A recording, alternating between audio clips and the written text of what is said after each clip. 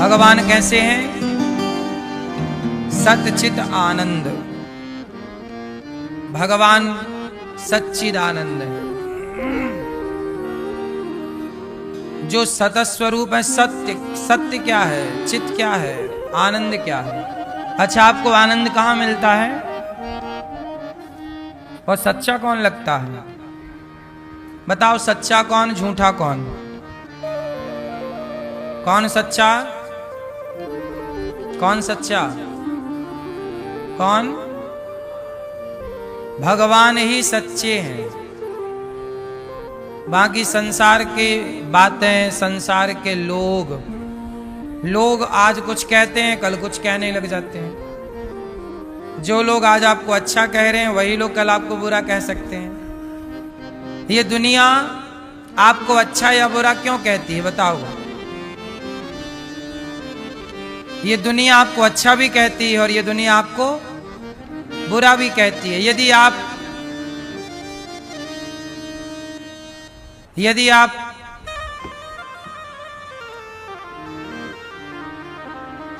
आपसे किसी का स्वार्थ पूरा हुआ, जैसे आपसे किसी ने कहा कि भाई साहब हमारा ये काम कर दो और आपने कर दिया, तो आप बहुत अच्छे हैं। और यदि आपने नहीं किया तो आप बहुत बुरे हैं। इसका मतलब है कि आप अच्छे और बुरे नहीं हैं, सामने वाला अपने नजरिए से आपको अच्छा या बुरा मानता है। सही है? संसार के काम आप आओगे तो वो अच्छा मानेगा और नहीं आओगे तो वो, क्योंकि वो स्वार्थ के नजरिए से आपको देखता है, स्वार्थ के चश्मे से देखता है। लेकिन भगवान कभी किसी को बुरा नहीं कहते, क्योंकि भगवान निस्वार्थ नजरिए से भक्त को देखते हैं। एक बार माम एकम शरणम ब्रज। अजामिल में कौन सा गुण था बताइए? धोखे से भगवान का नाम निकल गया। पापी अजामिल के मुंह से एक बार उसके पुत्र का नाम निकल गया। निकल गया ना। भगवान अपने भक्त से बहुत प्रेम करते हैं और कोई स्वार्थ नहीं। बताइए, भगवान आपको सब कुछ दे रहे हैं कि नहीं? स्वार्थ है भगवान का आपसे? कुछ, कोई स्वार्थ नहीं। इसलिए भगवान ही सच्चे हैं, जो निस्वार्थ प्रेम करते हैं अपने भक्तों से। आप पूजा करो मत करो, पर भगवान सब कुछ आपको दे रहे हैं। प्रकाश दे रहे हैं, पानी दे रहे हैं। भगवान पानी ना दें, प्रकाश ना दें तो क्या कर लोगे आप? इसलिए भगवान की कृपा से सब कुछ मिल रहा है। और वो भगवान कैसे हैं? सच्चे हैं। और ये संसार कैसा है? स्वार्थी है। स्वार्थ लाग करें सब प्रीति, सुर नर मुनि जन की यह रीति। इसलिए संसार जैसा दिख रहा है वैसा है नहीं, तो सच्चे भगवान हैं। अच्छा, भगवान सच्चे तो हैं, रहते कहां हैं? आप सबके भीतर रहते हैं, मन मंदिर में। करते क्या है भगवान? देते क्या है भगवान? आपको सुख देते हैं कि दुख देते हैं? दुख। भगवान क्या देते हैं? सुख के दुख। क्या देते हैं मेरी माँ? क्या देते हैं? सुख भी और दुख भगवान नहीं देते। सुख देते हैं भगवान और दुख देता है कौन? आपका कर्म। जो बुरा किया था वो पा रहे हैं दुख के रूप में। इसलिए भगवान के भक्त को क्या करना चाहिए? समर्पण। अच्छा बताओ, भक्ति कहां से स्टार्ट होती है? भक्ति किसे कहते हैं? क्या है भक्ति मेरी मां? माला जपना भक्ति है, यज्ञ करना भक्ति है कि जप करना भक्ति? क्या भक्ति क्या है? सुनो, एक आदमी बोला, गुरुजी हम पर भगवान की बहुत बड़ी कृपा है। एक आदमी अमीर था। देखो, आप लोगों के पास यदि धन दौलत है, अमीरी है, तो आप लोग क्या कहते हैं? भगवान की बहुत बड़ी, अरे हम पर तो बहुत बड़ी कृपा, खूब धन धान्य है। अच्छा ये बताओ, जब आपके पास धन धान्य होता है तो आप कहते हैं भगवान की बड़ी कृपा है, और जब कोई गरीब होता है तो वो क्या कहता है कि भगवान आपने हमें ये गरीबी दे दी। अच्छा एक बात बताओ, यदि अमीरी ईश्वर की कृपा है तो गरीबी किसकी कृपा है? बोलो, उत्तर दो। भक्त किसे कहते हैं? अच्छा ये बताओ, जो अमीरी को कृपा माने और गरीबी को कृपा ना माने वो भक्त है या नहीं? उत्तर दो आप। जो अमीरी को कृपा माने और गरीबी को कृपा ना माने वो भक्त है कि नहीं? जोर से। भक्त कौन है? जो अमीरी को कृपा मानता है तो गरीबी को भी हर हाल में ईश्वर की कृपा है, यही भावना उत्तम भाव है और यही भक्त के लक्षण है। अमीरी है तो कृपा, गरीबी है तो कृपा। जिंदगी की डोर सौंप हाथ दीनानाथ के, महलों में रखें चाहे झोपड़ी में, चाहे झोपड़ी में रहो चाहे महलों में, दोनों में ईश्वर की। अच्छा सुदामा गरीब थे कि नहीं? बोलो हाँ या ना? थे। तो ये बताओ, सुदामा जी यदि आर्थिक रूप से गरीब थे, पैसे नहीं थे, आध्यात्मिक दृष्टि से तो अमीर थे, पर ये बताओ यदि सुदामा जी गरीब थे तो सुदामा ने उस गरीबी को कृपा माना कि नहीं? बोलो। अरे सुदामा ने कहां शिकायत की कि मैं गरीब हूं? सुदामा ने उस परिस्थिति में भी कृपा मानी। जो गरीबी में भी ईश्वर को याद करे और ईश्वर का धन्यवाद दे और कृपा माने, उसके लिए भगवान अपने आंसू बहाते हैं और पांव पखारते हैं। ये कृपा है, ये भक्त का लक्षण है जो हर परिस्थिति को कृपा माने। आप कैसे हैं कि अमीरी को तो कृपा मान रहे हैं, अरे भगवान की चकाचक कृपा है, और जरा सा समय बिगड़ा, अरे भगवान की भक्ति की पर ये हो गया वो हो गया। यदि हाँ लाभ कृपा है, आपको लाभ हो गया, लाभ तो क्या मानते हो? अरे बहुत कृपा है, हम पर बड़ी कृपा, देखो लाभ। और यदि हानि हो गई तो? हानि भी कृपा है, लाभ भी कृपा है। आज हमारा जीवन है, बोलो हाँ। यदि मृत्यु आ जाए तो जीवन में कृपा है, तो मृत्यु में भी, जिस दिन हमारा जन्म हुआ उस दिन भी बिहारी जी की बड़ी कृपा थी, और जिस दिन हमारी मृत्यु होगी वह भी कृपा का ही दिन होगा। जो दोनों स्थिति पर जन्म और मृत्यु को कृपा माने वही तो भक्त है। ये थोड़ी कि जन्म में तो ढोल नगाड़े बजाए और मृत्यु में कहे कि भगवान आपने तो मेरा नुकसान कर दिया, छीन लिया ये और वो। अरे जब दिया उसने था तो लेगा भी वही। दिया किसने था? उसी ने, तो लेगा कौन? तो जब दिया था तो लेगा ना साहब, तुम क्यों रोते हो? कृपा मानो प्रभु, ये कृपा है आपकी। जीवन मरण, हानि लाभ, अमीरी गरीबी, हर परिस्थिति को क्या मानो? कृपा। जो हर परिस्थिति में स्माइल रखता है और ईश्वर को याद करता, प्रभु तेरी मर्जी के बिना पत्ता नहीं हिलता, तो कोई आपकी मर्जी के बिना थोड़ी सब काम हो रहा है। भगवान में भगवान के आश्रित हो जाओ। क्या हो जाओ? भगवान जगन्नाथ जी के एक भक्त थे, नाम था माधव दास। क्या नाम था? माधव दास जी नाम के एक भक्त थे। उनका कोई नहीं था,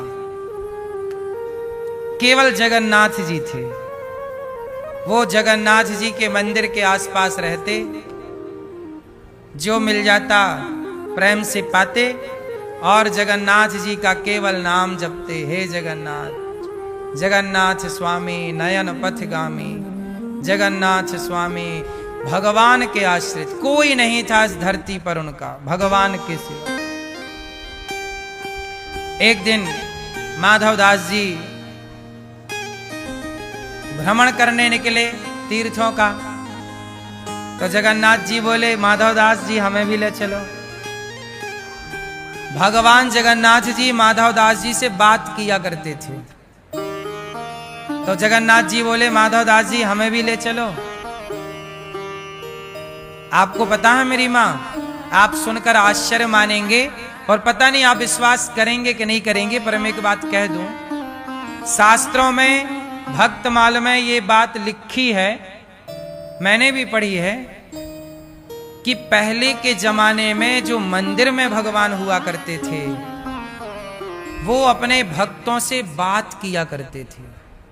अब आप इस बात को मानो ना मानो मुझे नहीं पता कि आप मानोगे कि नहीं, लेकिन पहले मंदिर में बैठे भगवान अपने भक्तों से बात करते थे, ऐसे जैसे हम आपसे बात कर रहे हैं और आप हमसे कर रहे हैं। क्यों करते थे? क्योंकि उस टाइम पर स्वामी रामानुजाचार्य स्वामी जी से रंगनाथ भगवान बात करते थे। रामानुज स्वामी जी से रंगनाथ भगवान क्या करते थे? बात करते थे।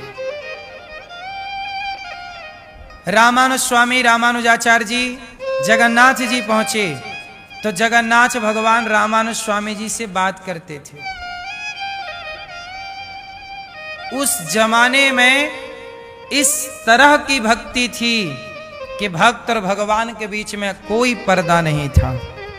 आज चूंकि छल कपट इंसानों में इतना भर चुका है कि भक्त और भगवान के बीच में एक पर्दा आ गया।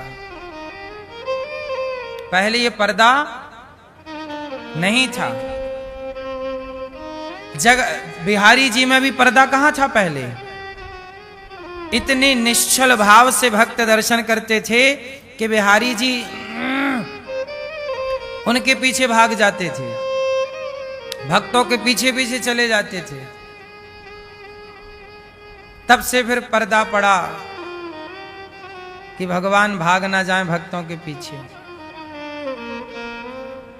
सच कहें तो आपकी आंखों में भी पर्दा पड़ चुका है। केवल मंदिरों में पर्दा पड़ा है ऐसा नहीं है, आपकी आंखों में भी तो पर्दा है।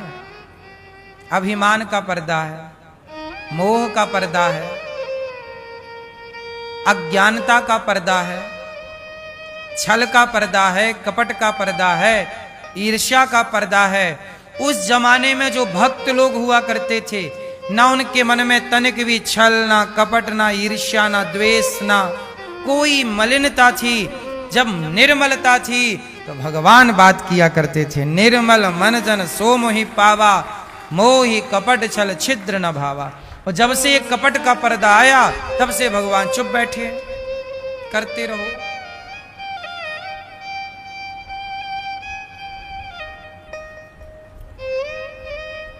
पहले धर्म ज्यादा था, पाप नहीं था, पहले था कम मात्रा में था।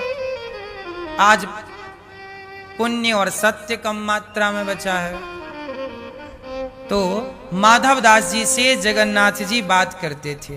तो माधवदास जी बोले जगन्नाथ जी अब मैं जा रहा हूं चारों धाम की यात्रा में, आपका संसार देख के आऊंगा, कैसा आपका संसार है, कैसी आपकी सृष्टि है और आप कहां कहां किस किस रूप में विराजे हो। मैं आपके हर रूप का दर्शन करना चाहता हूं, क्योंकि एक ही भगवान अनेक धामों में, अनेक नामों से, अनेक रूपों में वही ना ठाकुर विराजा है, कोई अलग ईश्वर थोड़ी विराजे। तो माधवदास जी बोले कि मैं जाके सब दर्शन करके आता हूं। जगन्नाथ जी बोले माधवदास जी हमें भी ले चलो। माधवदास जी बोले नहीं, हम आपको नहीं ले जाएंगे। अरे हम तो कहीं भी मांग के खा लेंगे, लेकिन आप जाओगे तो आपको बढ़िया चकाचक खिलाना पिलाना पड़ेगा, और हमारे पास कहाँ है, एक लंगोटी है, कमर ढक लेते हैं, उसके सिवा हमारे पास कपड़ा भी नहीं है पूरे बदन को ढकने के लिए। तो हम कपड़ा भी नहीं जोड़ पा रहे हैं और हमें चाहिए भी नहीं, तो हम आपकी कहाँ सेवा करेंगे। और आपको कहाँ 56 भोग खिलाएंगे, कहाँ भोग लगाएंगे। आपकी सेवा आरती तो ठाट बाट से होनी चाहिए। भगवान हो आप, हम तो कहीं भी पेड़ के नीचे सो जाएंगे, आप कहाँ सोओगे। इसलिए आप यहीं रहो, हम जा रहे हैं, आप यहीं विराजो। माधव दास जी चले, और जब माधव दास जी चले तो पीछे पीछे जगन्नाथ जी चल पड़े, पर माधव दास जी को दिख नहीं रहे हैं।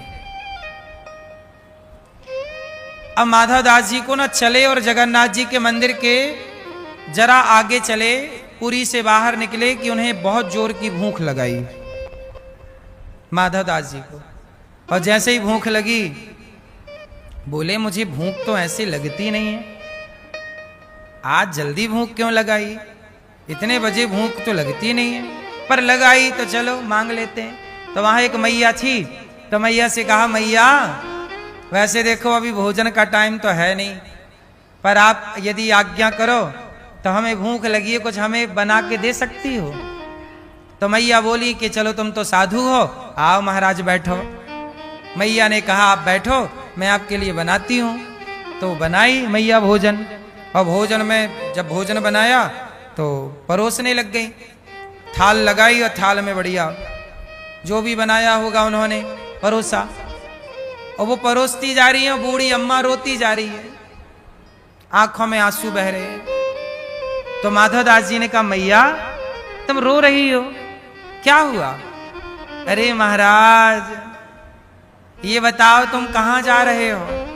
बोले हम जा रहे हैं चारों धाम की यात्रा करने और अपने भगवान के अनेक नाम अनेक रूपों का दर्शन करने जा रहे हैं। तो मैया बोली, बाबा तू कितनो निर्दयी है। निर्दयी मैया, मैंने तेरे का बिगाड़ लियो, मैं काय को निर्दयी, रोटी मांग ली तेरे से तो निर्दयी है गयो। अरे बाबा रोटी की बात ना है। तो का कहे मैया।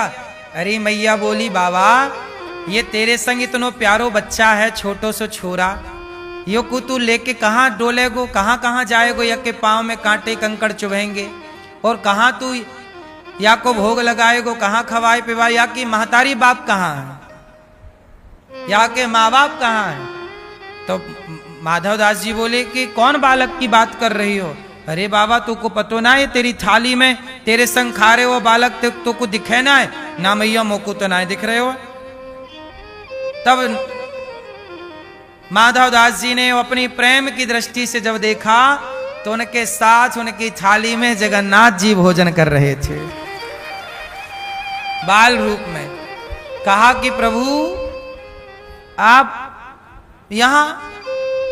भगवान बोले कि क्या करें हम, तुम्हारे बिना हम यहां करेंगे क्या।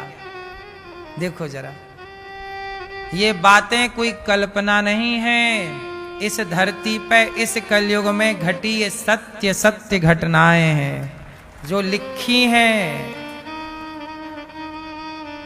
जब भगवान जिद पकड़े कि अच्छा तुम जो खाओगे हम वो खाएंगे, हम कहां कह रहे हैं कि तुम हमें मालपुआ खिलाओ, हम कहां कह रहे हैं कि तुम हमारे लिए 56 भोग की व्यवस्था करो। जो तुम खाना, नमक रोटी अचार रोटी हमें खिलाते रहना, पर हमें छोड़ो मत। सोचिए, भगवान खुद रोते हैं, भक्तों से कहते हैं कि तुम हमें मत छोड़ना।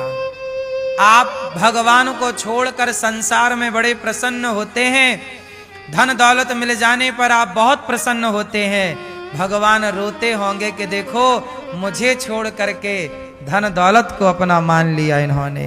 और जो भगवान को अपना मानता है, भगवान उनके लिए। अब माधव दास जी चले, चलते चलते कई दिन बीत गए। एक दिन क्या हुआ, माधव दास जी का पेट खराब हो गया, कोई बीमारी लग गई। स्वाभाविक इंसान है तो हम सबका हाल बिगड़ता रहता है, सुधरता रहता है, शरीर है।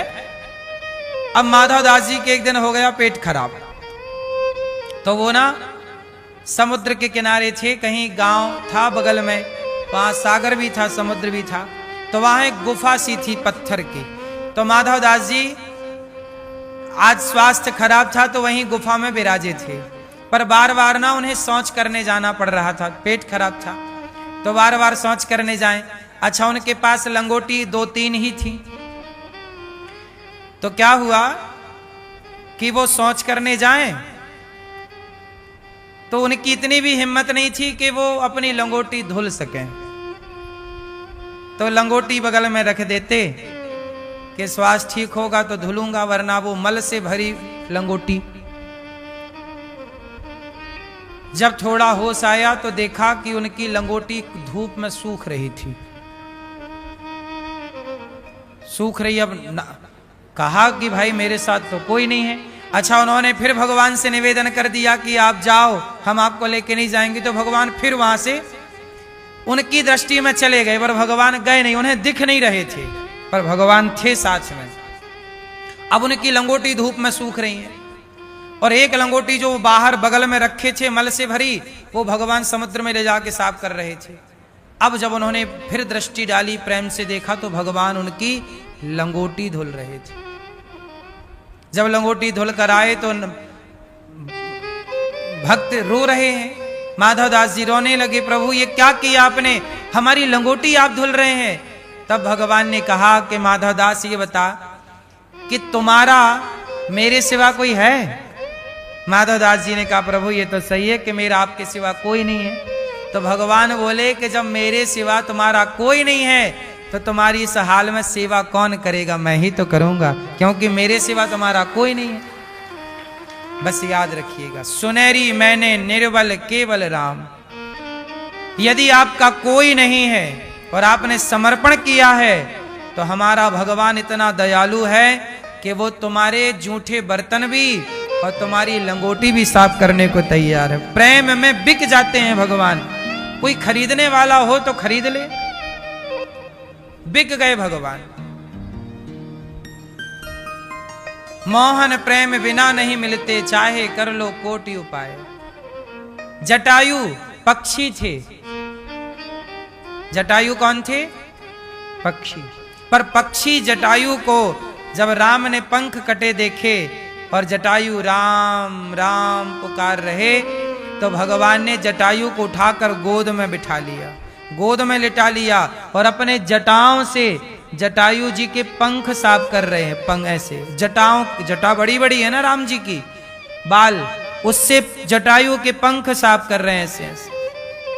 और पंख साफ करके और जटायु के नेत्रों के जल को साफ कर रहे हैं राम। रो रहे हैं राम।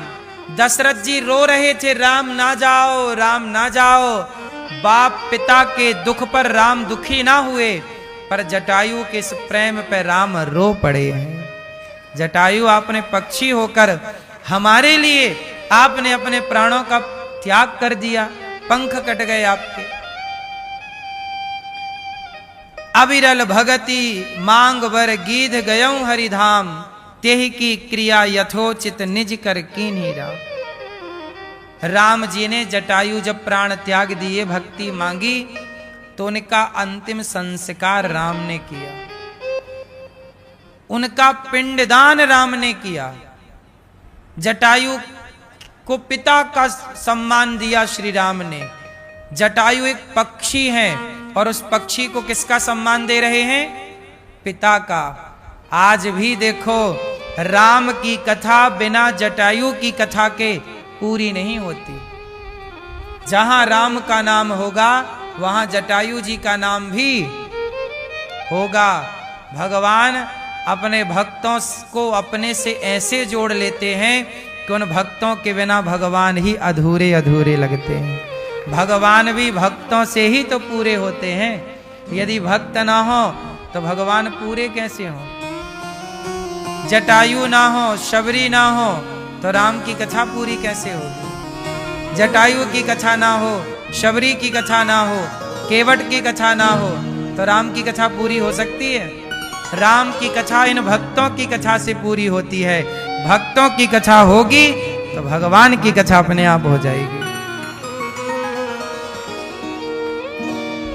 इसलिए माधवदास जी की लंगोटी भगवान साफ कर रहे हैं। ऐसे भगवान कहाँ होंगे? ऐसे भगवान को भी आप छोड़कर संसार में मन लगाएं, इससे बड़ा दुर्भाग्य क्या होगा? इसलिए कहता हूं मेरी मां कि संसार से संबंध रखो, पर गहरा संबंध संसार से नहीं, गहरा संबंध भगवान से।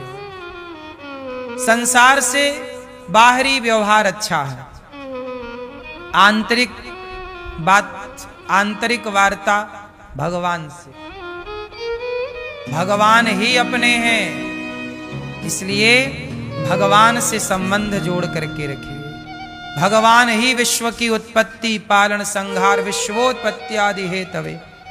वही है सृष्टि के पालन करता, संहार करता, सृष्टि करता। हमारा दुख संसार में दूर कोई कर सकता है तो केवल भगवान। तो हमने आपको यही निवेदन किया कि हर परिस्थिति में जो कृपा माने वो कौन है? वो कौन है? वो भक्त है। भक्त के लक्षण क्या है?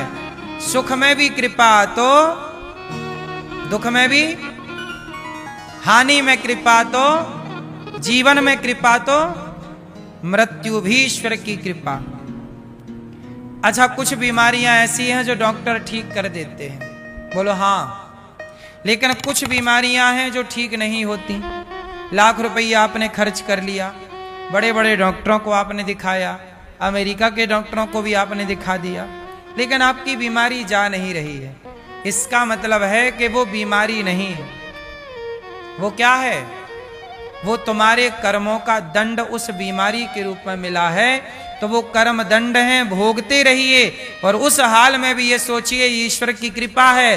ज्यादा भोग मिलना था तो कम ही भगवान भोगा रहे हैं। भगवान बड़ी कृपा कर रहे हैं।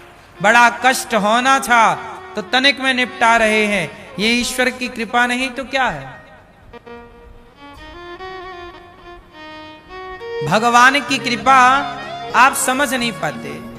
कृपा की न होती जो आदत तुम्हारी, तो सुनी ही रहती अदालत तुम्हारी। मैया, ये दो शब्द याद कर लीजिए। बोलो कृपा, बोलो कृपा। भय प्रगट कृपाला। कौन प्रकट हुआ? भय प्रगट कृपाला। भय प्रगट, प्रगट हो गए कौन? वो कृपा करने वाले कृपालु प्रकट हो गए। कृपा करेंगे। भय प्रगट कृपाला, दीन दयाला, कौशल्या हित कारी, हर्षित महतारी, मुनि मनहारी।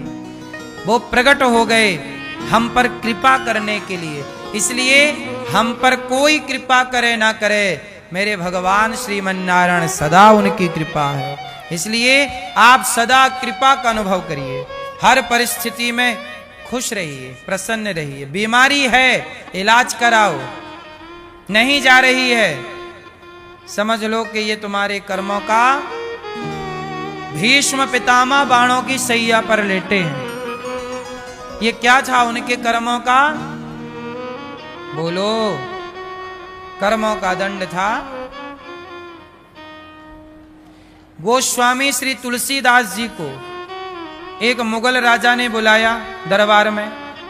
कहा कि मैंने सुना है कि तुम बड़े चमत्कारी हो, चमत्कार दिखाओ। तुलसीदास जी बोले मैं कोई चमत्कार नहीं दिखाता, मैं तो राम का दास हूं। तो उस मुगल राजा ने तुलसीदास जी को जेल में बंद कर दिया। चलो, बड़े भक्त बने घूम रहे हो, चलो जेल में। जेल में डाल दिया। तब वहां तुलसीदास जी ने हनुमान जी का स्मरण किया और वहीं जेल के भीतर तुलसीदास जी ने हनुमान चालीसा की रचना की। जय हनुमान ज्ञान गुण सागर, जय कपीस तिहुँ लोक उजागर। जो यह पढ़े हनुमान चालीसा हो यह सिद्धि, जो शतवार पाठ कर कोई छूटय बंद। हनुमान चालीसा जो पढ़ेगा वह बंधन से मुक्त हो जाएगा। क्योंकि तुलसीदास जी ने जब ये हनुमान चालीसा लिखा तो इतने सारे बंदर आए कि उस मुगल राजा की सारी सेना को और पूरे राज्य में हाहाकार मचा दिया। तब कहा किसी ने, महाराज आपने एक भक्त को बंदी बना रखा है, जल्दी आजाद करो। तब छोटे तुलसीदास जी को छोड़ा, सा सम्मान विदा किया। तो हनुमान जी तुरंत हनुमान चालीसा के प्रभाव से तुलसीदास जी की रक्षा करने आ गए। तुलसीदास जी जैसा परम भक्त हो, समर्पित भक्त, तो वो एक बार यदि प्रभु को पुकारे तो प्रभु उसके लिए पूरी सेना भेज दे, कोई बाल बांका कर सके।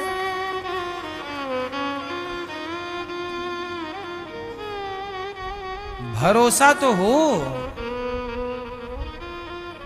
ऐसे भगवान जो सारे दुखों को दूर करते हैं, श्री कृष्णाय वयम नुमः, राधा सहित ऐसे कृष्ण को हम नमस्कार करते हैं। यम प्रव्रजन्त मनुपेतमपेत कृत्यम द्वैपायनो विरह कातरया जुहाव। पुत्रेति तन्मयतया तर्वोऽभिनेदुस् तं सर्वभूत हृदयं मुनिमानतोऽस्मि।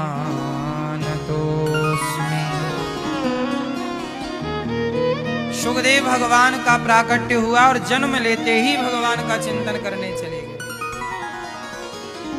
12 वर्ष अपनी मां के पेट में रहे। हमारे पूज्य गुरु जी ने हमें एक कथा सुनाई जब आप हमें पढ़ा रहे थे। गुरु जी ने बताया कि सुखदेव भगवान कौन है। गुरु जी ने हमें एक कथा सुनाई कि एक तोता था श्री राधा रानी के पास। तो राधा रानी उस तोते को अनार के दाने खिलाया करती और कृष्ण कृष्ण जपाया करती। कहो मिट्ठू श्री कृष्ण कृष्ण कृष्ण। वो तोता कृष्ण कृष्ण बोलता पढ़ता। एक दिन क्या हुआ कि वो तोता पक्षी था, पक्षी स्वभाव था, फुर्र से उड़ गया। मौका मिला उड़ने का, पिंजरा खुला रह गया या कुछ भी, उड़ गया। उड़ता उड़ता कहाँ पहुंचा? नंद भवन में, नंद बाबा के यहाँ, जहां भगवान कृष्ण अपने सखाओं के संग खेल रहे थे। तो वहां तोता बैठा और वो पढ़ा क्या था? कृष्ण। तो कृष्ण कृष्ण बोला तो कन्हैया के सखाओं ने कहा ये तो प्रभु आपको पुकार रहा। तो जाके बच्चों ने तोते को पकड़ लिया और पकड़ के पिंजरे में डाल दिया। अब वो तोता बड़ा प्यारा कृष्ण कृष्ण बोले, सब लोग बड़ा सुख पा रहे हैं कि ये कृष्ण कृष्ण जप रहा है। लेकिन वहां राधा रानी व्याकुल हो गई कि मेरा वो तोता कहां चला गया।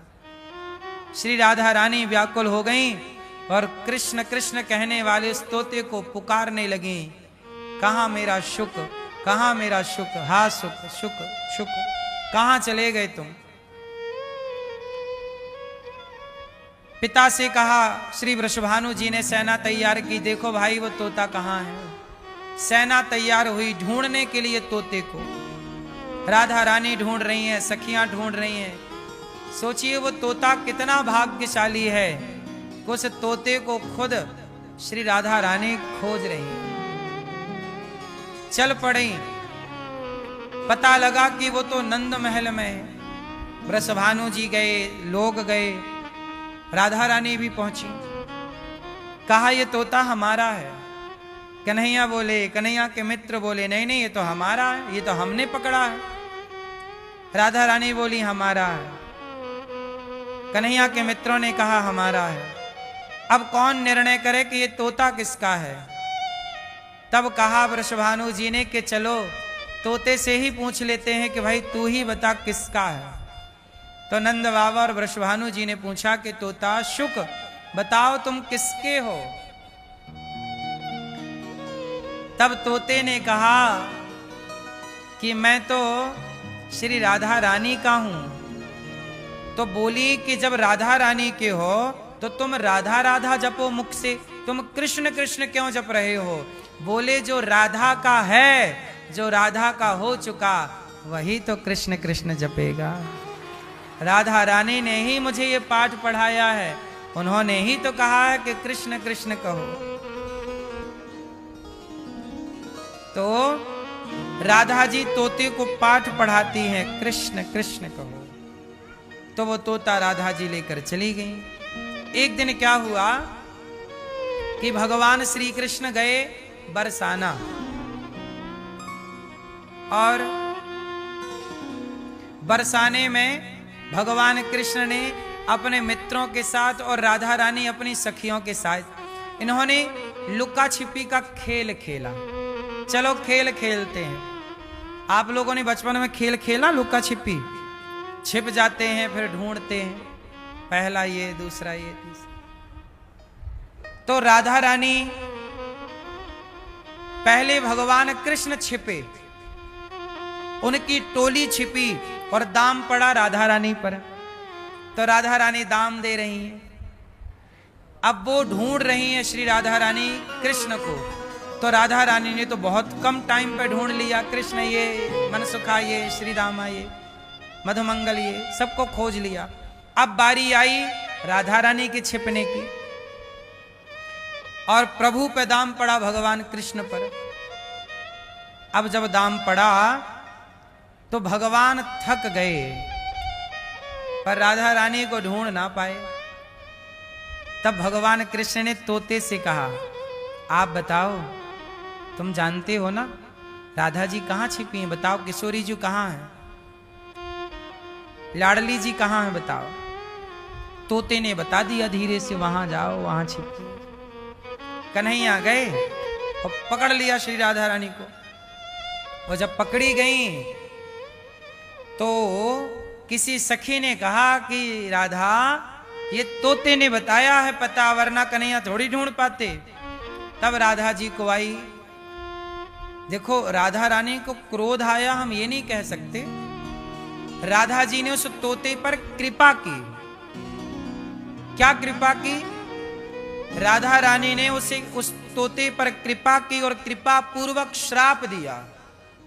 कहा कि शुक, तुमने मेरे खेल में बाधा पहुंचाई है बताकर, इसलिए जाओ हम तुम्हें श्राप देते हैं, तुम मृत्यु लोक में पहुंचो, इसी लोक मृत्यु लोक में रहो और हमसे वियोग होगा तुम्हारा और हमारा क्या हो जाएगा?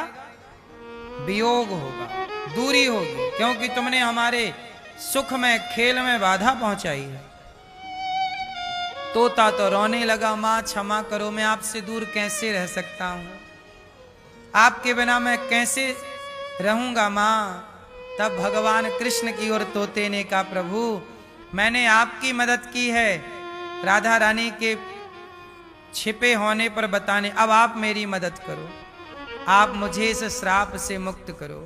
तब भगवान कृष्ण बोले, तोता ये श्राप नहीं है, ये कृपा है, ये मेरी मर्जी है कि आप जाओ और आप सुखदेव जी बन करके जाओ और मेरा और राधा रानी के प्रेम का संसार में प्रचार करो भागवत के रूप में, क्योंकि आपसे बढ़िया हमारा प्रचारक कोई हो नहीं सकता, जो आप सब कुछ समझते हो, जानते हो, और आप जाना इस धरा पर कृष्ण नाम का, भागवत जी का, राधा नाम का प्रचार करना। और वही सुखदेव भगवान, वही तोता श्राप के कारण सुखदेव भगवान के रूप में प्रकट हुए और इन्होंने भागवत सुनाई परीक्षित जी को, जहां राजा परीक्षित जी का उद्धार भागवत जी से हुआ। और फिर वही भागवत परीक्षित जी के द्वारा, जब पहली बार सुखदेव जी के द्वारा परीक्षित ने सुनी, वही भागवत फिर इस धरा पर आज भी जीवित है। और वही ये दास आपको सुना रहा है, वही गुरुजनों ने दास को सुनाया और पढ़ाया। तो ये भागवत देखिए कहां से प्रकट हुई, वही तोता क्या बने? सुखदेव जी। और कहा भगवान ने कि जब आप भागवत श्रवण करा दोगे, भागवत का प्रचार कर दोगे, तो राधा जी के श्राप से मुक्त हो जाओगे, फिर सदा सदा के लिए आप गौलोक धाम विराजोगे। आपने ध्यान से देखा होगा श्री राधा रानी किशोरी जी के पास शुक जरूर होता है, तोता। तो ये कोई सामान्य नहीं है सुखदेव जी, साक्षात भगवान कृष्ण ही सुखदेव बन करके, भगवान सुखदेव बन के प्रकट हुए। तत्रा भवद भगवान व्यास पुत्रो, तो ये भगवान व्यास, भगवान ही व्यास पुत्र बन करके प्रकट हो गए। किसके लिए? राजा परीक्षित जी को श्राप लगा है संत का एक संत का श्राप लगा है, तो श्राप को कौन काटेगा? कहते हैं अश्वत्थामा ने ब्रह्मास्त्र चलाया, तो ब्रह्मास्त्र को भगवान की कृपा रूपी सुदर्शनास्त्र ने काट दिया।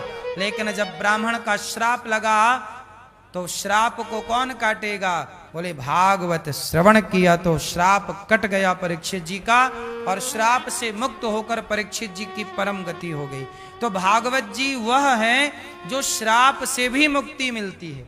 ये मानवः पापकृतस्तु सर्वदा सदा दुराचार रता विमार्ग गाहा क्रोधाग्नि दग्धः कुटिलाश्च कामिनः सप्ताह यज्ञेन कलौ पुनन्ति ते। कितना भी बड़ा पापी हो, कोई भी पाप आपने जाने अनजाने में किया हो, इसलिए तो कहते हैं कि जब भागवत आप सुनते हैं, आप अपने पितरों के लिए, पूर्वजों के लिए भागवत का अनुष्ठान पोथी पाठ कराते हैं, तो आप और आपके पूर्वज हर पाप से मुक्त होकर भगवान के धाम जाने के अधिकारी हो जाते हैं। ये भागवत जी का वचन है। भागवत सुनने वाले की दुर्गति नहीं हो सकती, अधोगति नहीं हो सकती। आप लोग जितने लोग भागवत सुन रहे हैं, आपकी कभी अधोगति नहीं हो सकती। ये हो सकता है कि आपने पाप किए हो तो पाप का दंड आपको मिल सकता है, लेकिन आप पूर्ण समर्पण कर दो तो वो भी क्षमा हो जाएगा। पर समर्पण पूरा नहीं भी हो पाया, और चूंकि आपने भागवत सुनी है, तो आप वो कर्मों का फल भोग के मोक्ष के ही अधिकारी बनोगे। क्योंकि गीता में एक वाक्य लिखा है, अवश्यमेव भोक्तव्यम। और दूसरी बात ये भी लिखी है कि अहम त्वा सर्व पापेभ्यो मोक्षयिष्यामि मा शुचः। देखो, दो बातें हैं। यदि आपने भगवान के चरणों में समर्पण नहीं किया और आप मर गए, तो आपने जितने पाप किए हैं वो पापों को भोगना पड़ेगा। और यदि भागवत सुनी है तो पापों को भोगने के बाद आपको मोक्ष मिलेगा, क्योंकि भागवत सुनी। समर्पण नहीं किया तो पाप खड़े रहेंगे, भोगना पड़ेगा। पर यदि मृत्यु के पहले आपने आत्मसमर्पण कर दिया प्रभु के चरणों में, पूर्ण रूप से समर्पण कर लिया, तो पाप समाप्त हो जाएंगे, फिर आपको भोगना नहीं पड़ेगा और आप सदगति आपकी मिलेगी।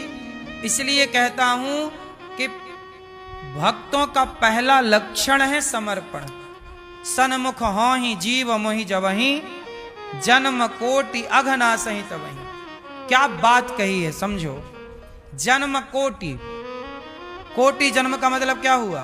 कोटि मतलब, कोटि मतलब करोड़ों, कोटि मतलब जोर से, जोर से करोड़ों। तो अब पूरी बात सुनो। सन्मुख हो ही जीव मोहि जबहि। भगवान कहते हैं कि जीव जब मेरे सन्मुख आ जाता है, मतलब सामने आ जाता है और कह देता है कि प्रभु मैं आपका, सन्मुख आया, सन्मुख हो ही जीव मोहि जबहि। जबहि मतलब जब भी आ जाए, तो जन्म कोटि मतलब करोड़ों जन्मों के, केवल इस जन्म के नहीं, करोड़ों जन्मों में हमने कोई पाप किया होगा, तो भी भगवान कहते हैं चुटकियों में उन्हें समाप्त करके मैं तुम्हें गले लगा लूंगा। पर कब? जब आप मेरी माम एकम शरणम ब्रज, एक मेरी शरण में आओ। अब आप शरण में जाते नहीं, भगवान के बनते नहीं। आप लोग तंबाकू खाते हैं, तंबाकू नहीं छूट रही है साहब से, गुटखा नहीं छूट रहा है, बीड़ी नहीं छूट रही है, सिगरेट नहीं छूट रही है, शराब नहीं छूट रही, गांजा नहीं छूट रहा। जब तुमसे संसार के ये विषय और विकार नहीं छूट रहे, तो तुम कैसे समर्पण कर सकते हो? फिर तो तुम्हें भोगना ही पड़ेगा, क्योंकि समर्पण नहीं हुआ। तुम्हारा समर्पण कहाँ है? बीड़ी में, गुटके में। गुटका नहीं छोड़ सकते महाराज, हम भले वृंदावन आना छोड़ देंगे, हम भले भगवान को छोड़ देंगे, हम गुटका नहीं। एक लड़के से मैंने कहा छोड़ दे गुटका, नहीं महाराज जी हमें थोड़ा टाइम दो, गुटका नहीं छोड़ेंगे। इतना अटैच हो गए हैं आप संसार के विषयों से, गुटका नहीं छूट रहा है आपसे। सोचिए किस तरह के गुलाम बन गए आप। ऐसी गुलामी जैसी गुटके की ऐसी गुलामी कन्हैया की कर लेते ना साहब भगवान की, तो आप अमर हो जाते। आपकी 50 पीढ़ियां तर जाती। जितना अटैचमेंट गुटके से है, गुटके के बिना जी मचला रहा है, ऐसे भजन के बिना जी मचलाने लग जाए। गुटके की तलब लग रही है, ऐसे भगवान के दर्शन की तलब लगने लग जाए, तो आप ही भगवान के रूप में समाज में प्रतिष्ठित हो जाओगे। इतनी लगन लग जाए तो समाज आपको पलकों पर बिठा लेगी, यदि आप इस तरह का समर्पण कर लें। पर विडंबना देखिए कि आज भारत में 100 में से 80 लोग गुटके से इसी तरह अटैच हैं। 100 में से 80 लोग शराब से इसी तरह अटैच हो गए। 100 में से 80 लोग बीड़ी और सिगरेट से ऐसे अटैच हो गए, गांजा और चरस और अफीम और ना जाने क्या क्या से अटैच हो गए। पर इतना ही अटैचमेंट भगवान से हो जाता।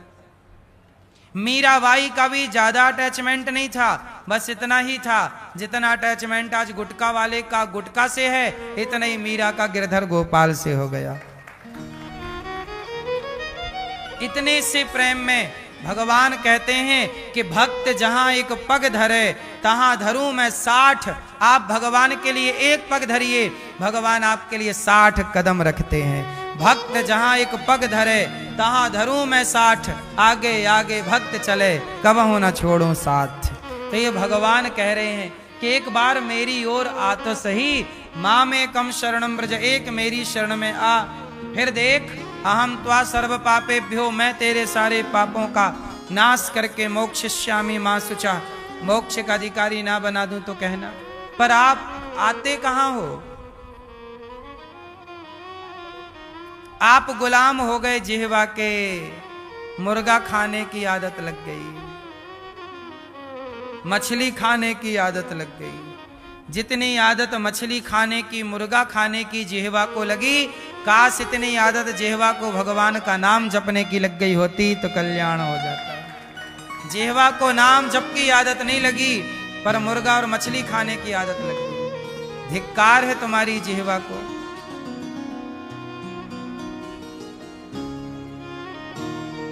धिक्कार है तुम्हारी उन आंखों को जो भगवान को नहीं देखती, संसार की सुंदरता में उलझी रहती। देखना है तो भगवान को देखो। धिक्कार है उन कानों को जो कान केवल प्रपंच सुनने के लिए है, जो कथा नहीं सुनते। धन्य है वो कान जो भगवान की कथा में लगे रहते हैं। धन्य है उनकी आंख जो भगवान के दर्शन में लगी रहती है। धन्य है आप लोगों के पांव कि आपके पांव चलकर वृंदावन की ओर आए। धन्य है आपका हृदय कि आप अपने हृदय में भगवान को बिठा रहे हैं। इसलिए मेरी मां, संसार की वासना, संसार की वस्तुएं आपके भीतर इतने प्रभावी ना हो जाएं कि आप भगवान को ही भूल जाएं। हावी मत होने दीजिएगा, गुलाम मत बनिए इन चीजों के। नशा करना है तो कृष्ण नाम का नशा करिए, सेवा का नशा करिए, अच्छे काम का नशा करिए।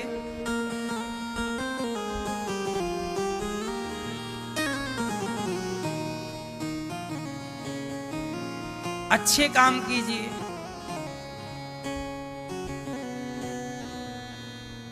आज ये दास अनिरुद्ध, अभी यमुना जी का जल बढ़ रहा है, बहुत सारे भक्तों के घर में पानी घुस गया। रोज हम भगवान से यही प्रार्थना करते हैं कि प्रभु किसी का नुकसान ना हो, और ये दास रोज अपनी टीम को भेजता है, जाओ बाढ़ क्षेत्र में जितने लोग परेशान हैं उन सबको भोजन की व्यवस्था हो। हम तो यही सोचते हैं कि सेवा करने का मौका मिले तो सेवा किस तरह से करूं, तो सब बाढ़ पीड़ित भक्तों को भोजन की सेवा। और ये दास अनिरुद्ध यही निवेदन करेगा कि केवल भोजन ही नहीं, जिनके घरों में पानी घुस गया है तो आप यदि आसपास के हैं वृंदावन क्षेत्र के, तो आप गौरी गोपाल आ जाइए। आपके रहने की व्यवस्था भी जब तक पानी भरा है यहीं गौरी गोपाल भगवान के चरणों में होगी, तो रहने की व्यवस्था भी और भोजन की व्यवस्था भी। क्योंकि हम और आप किसी के काम नहीं आए तो हमारे और आपके होने का मतलब क्या है। तो कोशिश करिए कि हम किसी के काम आए। सोचना है तो ऐसा सोचो ना कि हम किसी के काम आ सके। कहां हम काम आ सकते हैं? हम ये क्यों सोचें कि यार वो वाला गुटखा खाएं कि वो वाली शराब पिए? क्यों? कि बकरा खाए थे तो मुर्गा के बारे में सोचे कि मुर्गा खाएं। ये क्यों सोचें? क्यों ना हम प्लस सोचें, अच्छा सोचें। आप जो सोचना चाहें सोचिए, पर याद रखिए कि आपको आगे आएगा वही, सामने मिलेगा वही जो आज आपने सोचा होगा। तेरा किया ही तो तेरे आगे आता है। इसलिए सुखदेव भगवान प्रकट होते हैं और प्रकट होते ही चल पड़ते हैं। पुत्र पुत्र पुत्रेति तन्मयतया तरवो विनेदुस। वेद व्यास जी कह रहे हैं बेटा रुक जाओ, शादी विवाह कर लो फिर जाना। कहा ना पिताजी, माया बड़ी प्रबल है, मैं जरा ठहरा तो पकड़ लेगी माया। संसार में बहते रहो। अच्छा बताओ, रुका हुआ पानी साफ होता है कि बहता हुआ पानी? बोलो। तो आप ठहरे हो कि बह रहे हो? आप लोग भी ठहर गए, इसलिए आपके विचारों में गंदगी आ गई। ठहर गए ना, इसलिए कहता हूं बहते रहो। अपने घर से बहो तो वृंदावन आ जाओ, वृंदावन से बहो तो घर चले जाओ, फिर घर से बहो तो अयोध्या जी चले जाओ। कभी अयोध्या जी कभी वृंदावन, तीर्थों में बहते रहो। संतों के शरण में, सत्संग में बहते रहो। जब बहते रहोगे तो आपके मन में छल कपट न ठहर पाएगा। और यदि आप गृहस्थी के जंजाल में ठहर गए तो आपके मन में भाई के प्रति ईर्ष्या, माँ बाप के प्रति घृणा द्वेष, दोस्तों पड़ोसियों के प्रति कितना जंजाल आपके दिमाग में हो जाएगा। और आप इतने परेशान हो जाएंगे कि आप सोचेंगे चलो अब आत्महत्या कर लेते हैं, और आप मरने की सोचने लग जाएंगे। इतने परेशान हो चुके होंगे आप। इसलिए समय मिले तुरंत बह चलो भगवान की ओर। नदियां बह बह के कहां जा रही हैं? समुद्र की ओर। आप भी बह बह के भगवान की ओर चलो। चलो भगवान की तरफ बहते हैं, भगवान की तरफ बहा करो। बहते रहोगे न मेरी मां तो आपका मन गंदा नहीं होगा। बहता हुआ पानी कहां गंदा?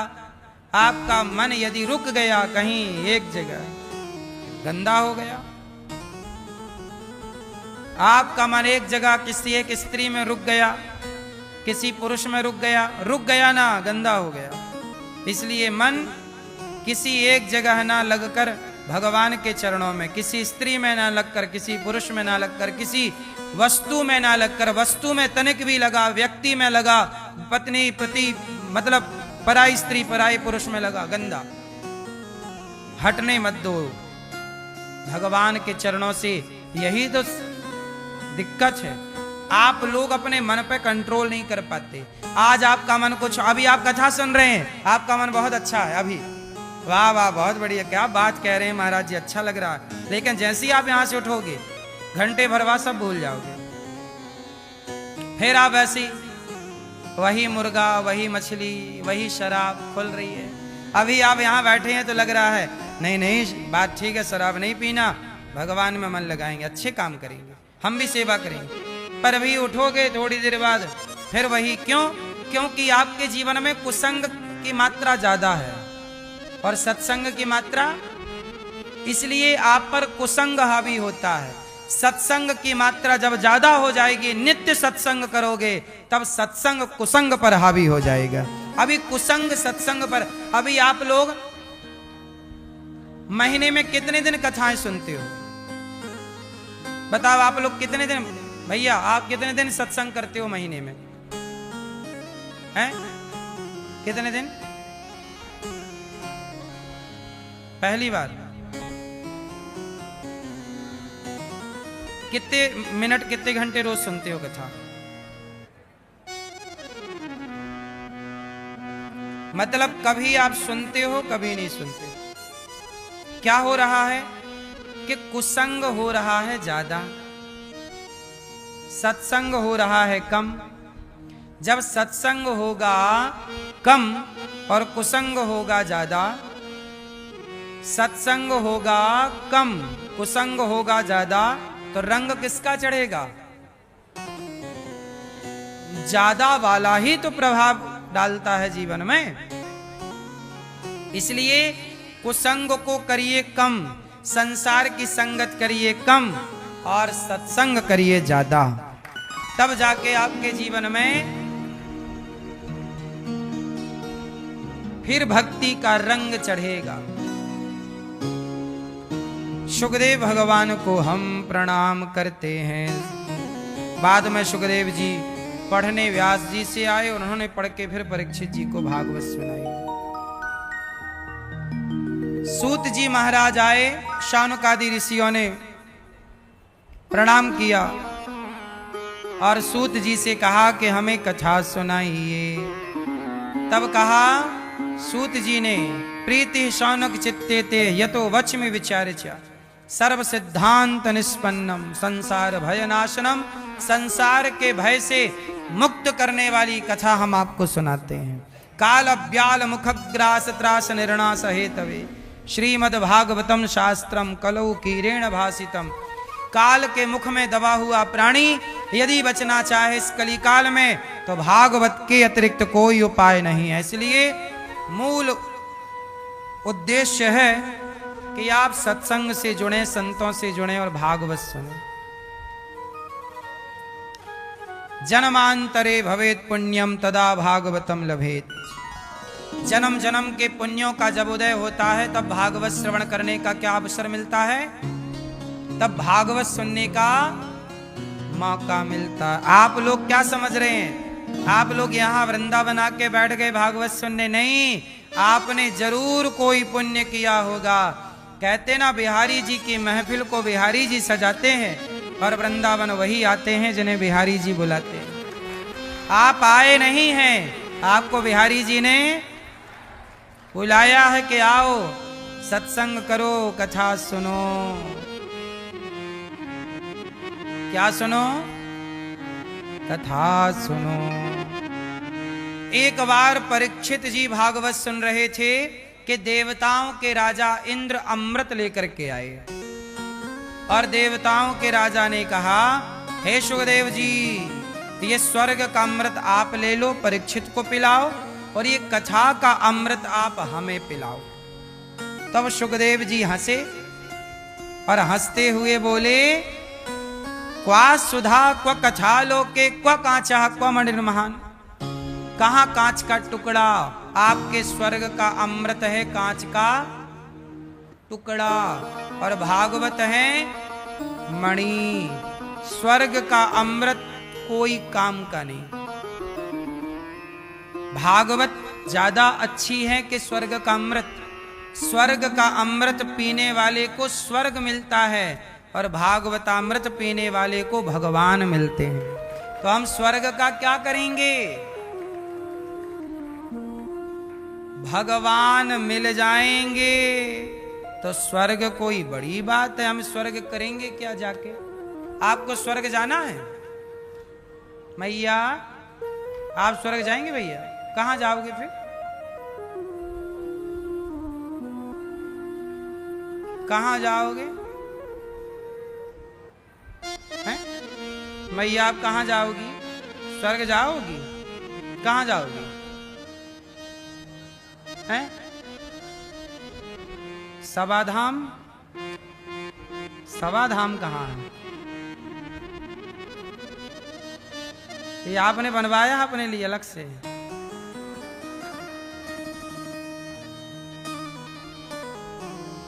स्वर्ग नहीं जाना चाहिए। स्वर्ग में क्या कोई थोड़ी कुछ है, नाचो गाओ बस, वो तो सब यहीं हो रहा है।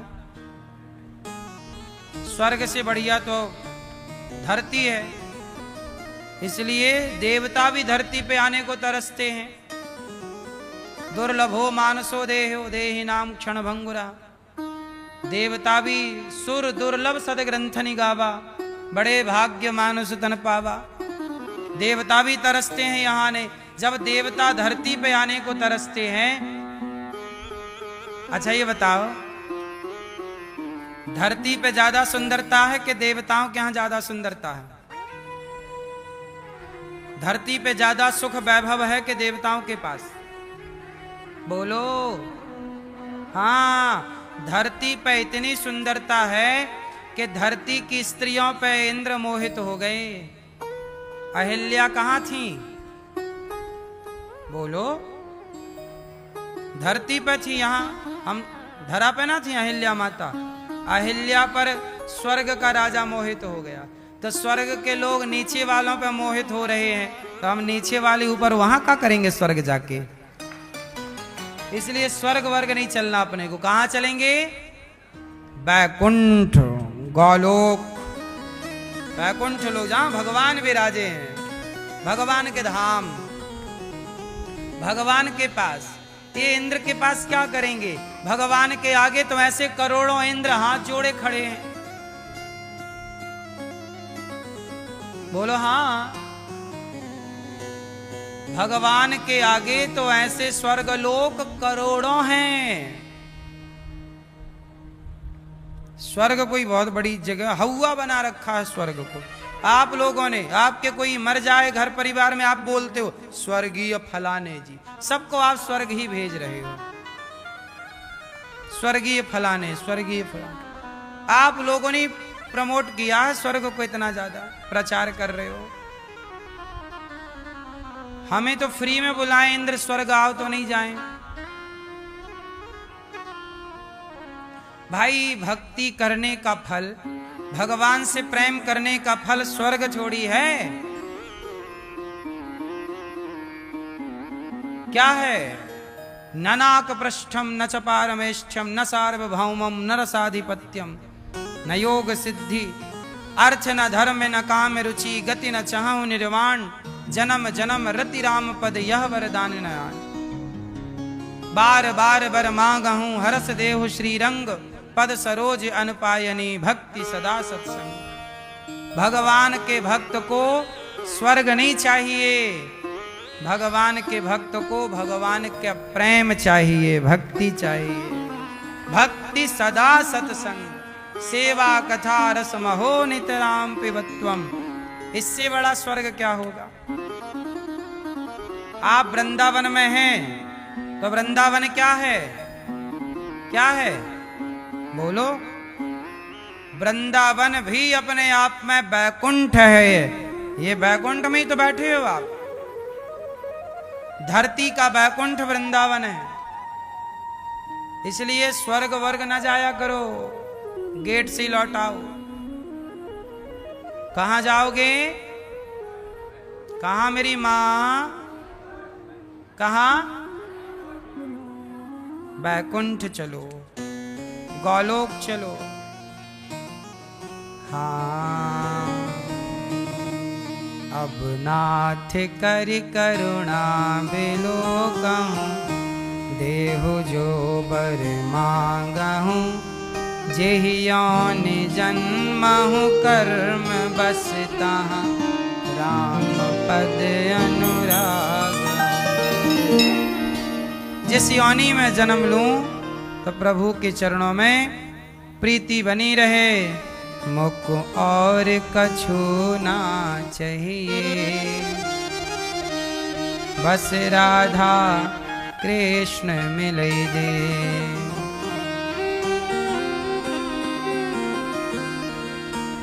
मुख और कछु ना चाहिए,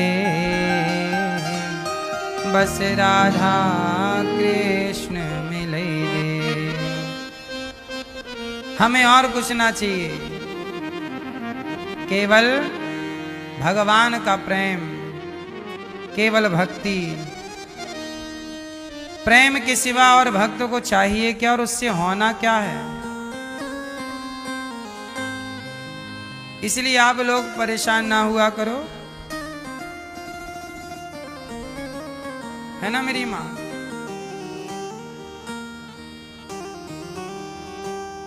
नारद जी महाराज जब स्वर्ग के इंद्र ने सोचा, देखा कि भागवत सुन के परीक्षित जी की सदगति हो गई, तराजू बांधी, एक पलड़े पे भागवत जी को रखा, दूसरे पलड़े पर स्वर्ग के सुखों को रखा, और तौल कर देखा तो भागवत जी का पलड़ा भारी था। तब भागवत से भगवान प्रकट हो गए। बोलिए भागवत भगवान की। इसलिए कहता हूं, हाँ संतन के संग लाग रे, तेरी अच्छी बनेगी, होय तेरो बड़ भाग रे, तेरी अच्छी बनेगी, अच्छी बनेगी तेरी बिगड़ी बनेगी, अच्छी बनेगी तेरी बिगड़ी बनेगी, होय तेरो बड़ भाग रे, तेरी अच्छी बनेगी। अच्छी बनानी है तो किनके संग लाग? संतन के संग लाग रे, तेरी बिगड़ी बने। और आप किनके संग लागे हो? आप लागे हो शराबी के संग लागे हो। शराबी जहां जा रहे हो भाई पिलाओ एक पैक। शराबी भैया है क्या बीड़ी? बीड़ी बीड़ी वाला बीड़ी मांगता फिरता है। तंबाकू वाली मैया तंबाकू मांग है, तंबाकू खाने लाओ। गंजेड़ी है क्या? चिलम मिलम।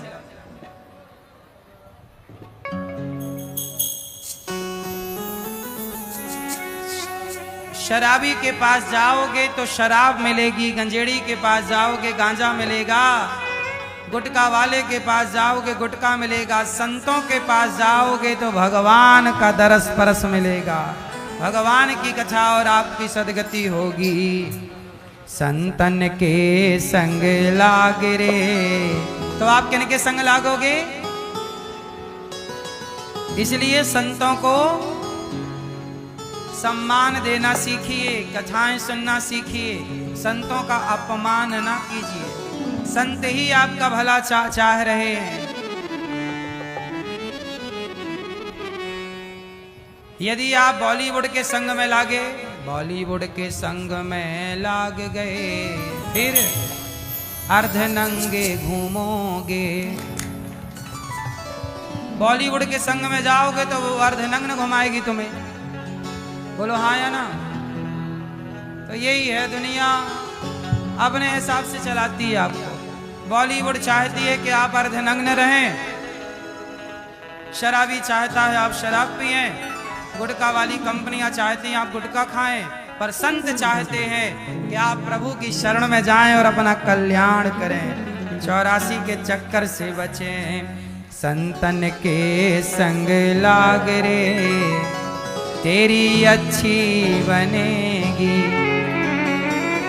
अच्छी बनेगी तेरी बिगड़ी बनेगी, अच्छी बनेगी तेरी बिगड़ी बनेगी, होय तेरो बड़ भाग रे, हो तेरी अच्छी। हंसन की गति हंस ही जाने, हंसन की गति हंस ही जाने, क्या जाने कोई काग रे। काग मतलब कौआ। क्या हंस की भाषा भक्तों की भाषा भक्त जाने। भगवान का प्रेम क्या होता है ये कोई प्रेमी समझ सकता है, कोई संसार का विषय व्यक्ति क्या जाने। हंसन की गति हंस ही जाने, क्या जाने कोई काग रे, तेरी अच्छी बनेगी। संतन के संग लाग रे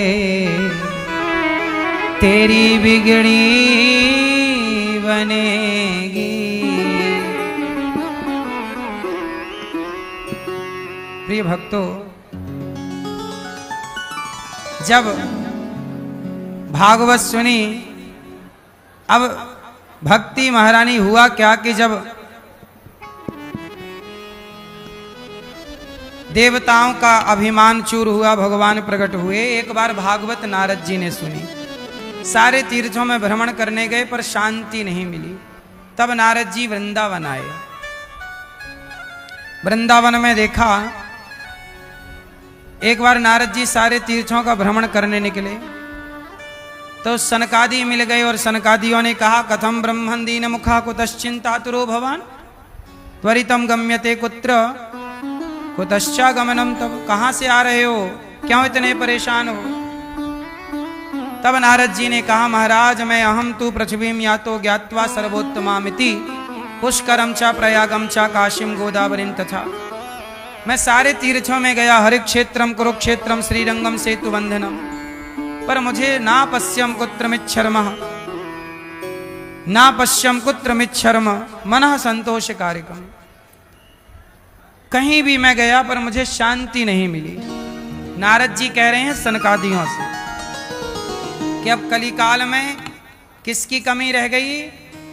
कलयुग में क्या नहीं है? कली युग में शांति नहीं। क्यों नहीं है शांति? क्योंकि सत्यम नास्ति तपः शौचम दया दानम न विद्यते। सत्य नहीं है कलयुग में। मैया चला लो मोबाइल,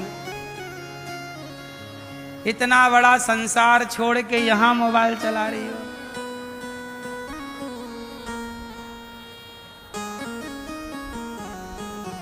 ओ छोरा,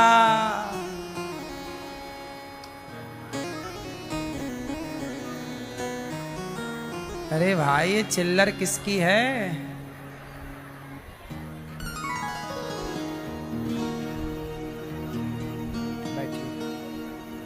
बैठो बैठो। सत्यम नास्ति सत्यम नास्ति तपः शौचम दया दानम न विद्यते। उदरम भरिणो जीवा वराकाः कूटभाषिणः। सत्यम नास्ति, कलयुग में क्या नहीं है? सत्य। आप लोग सत्य बोलते हैं कि झूठ?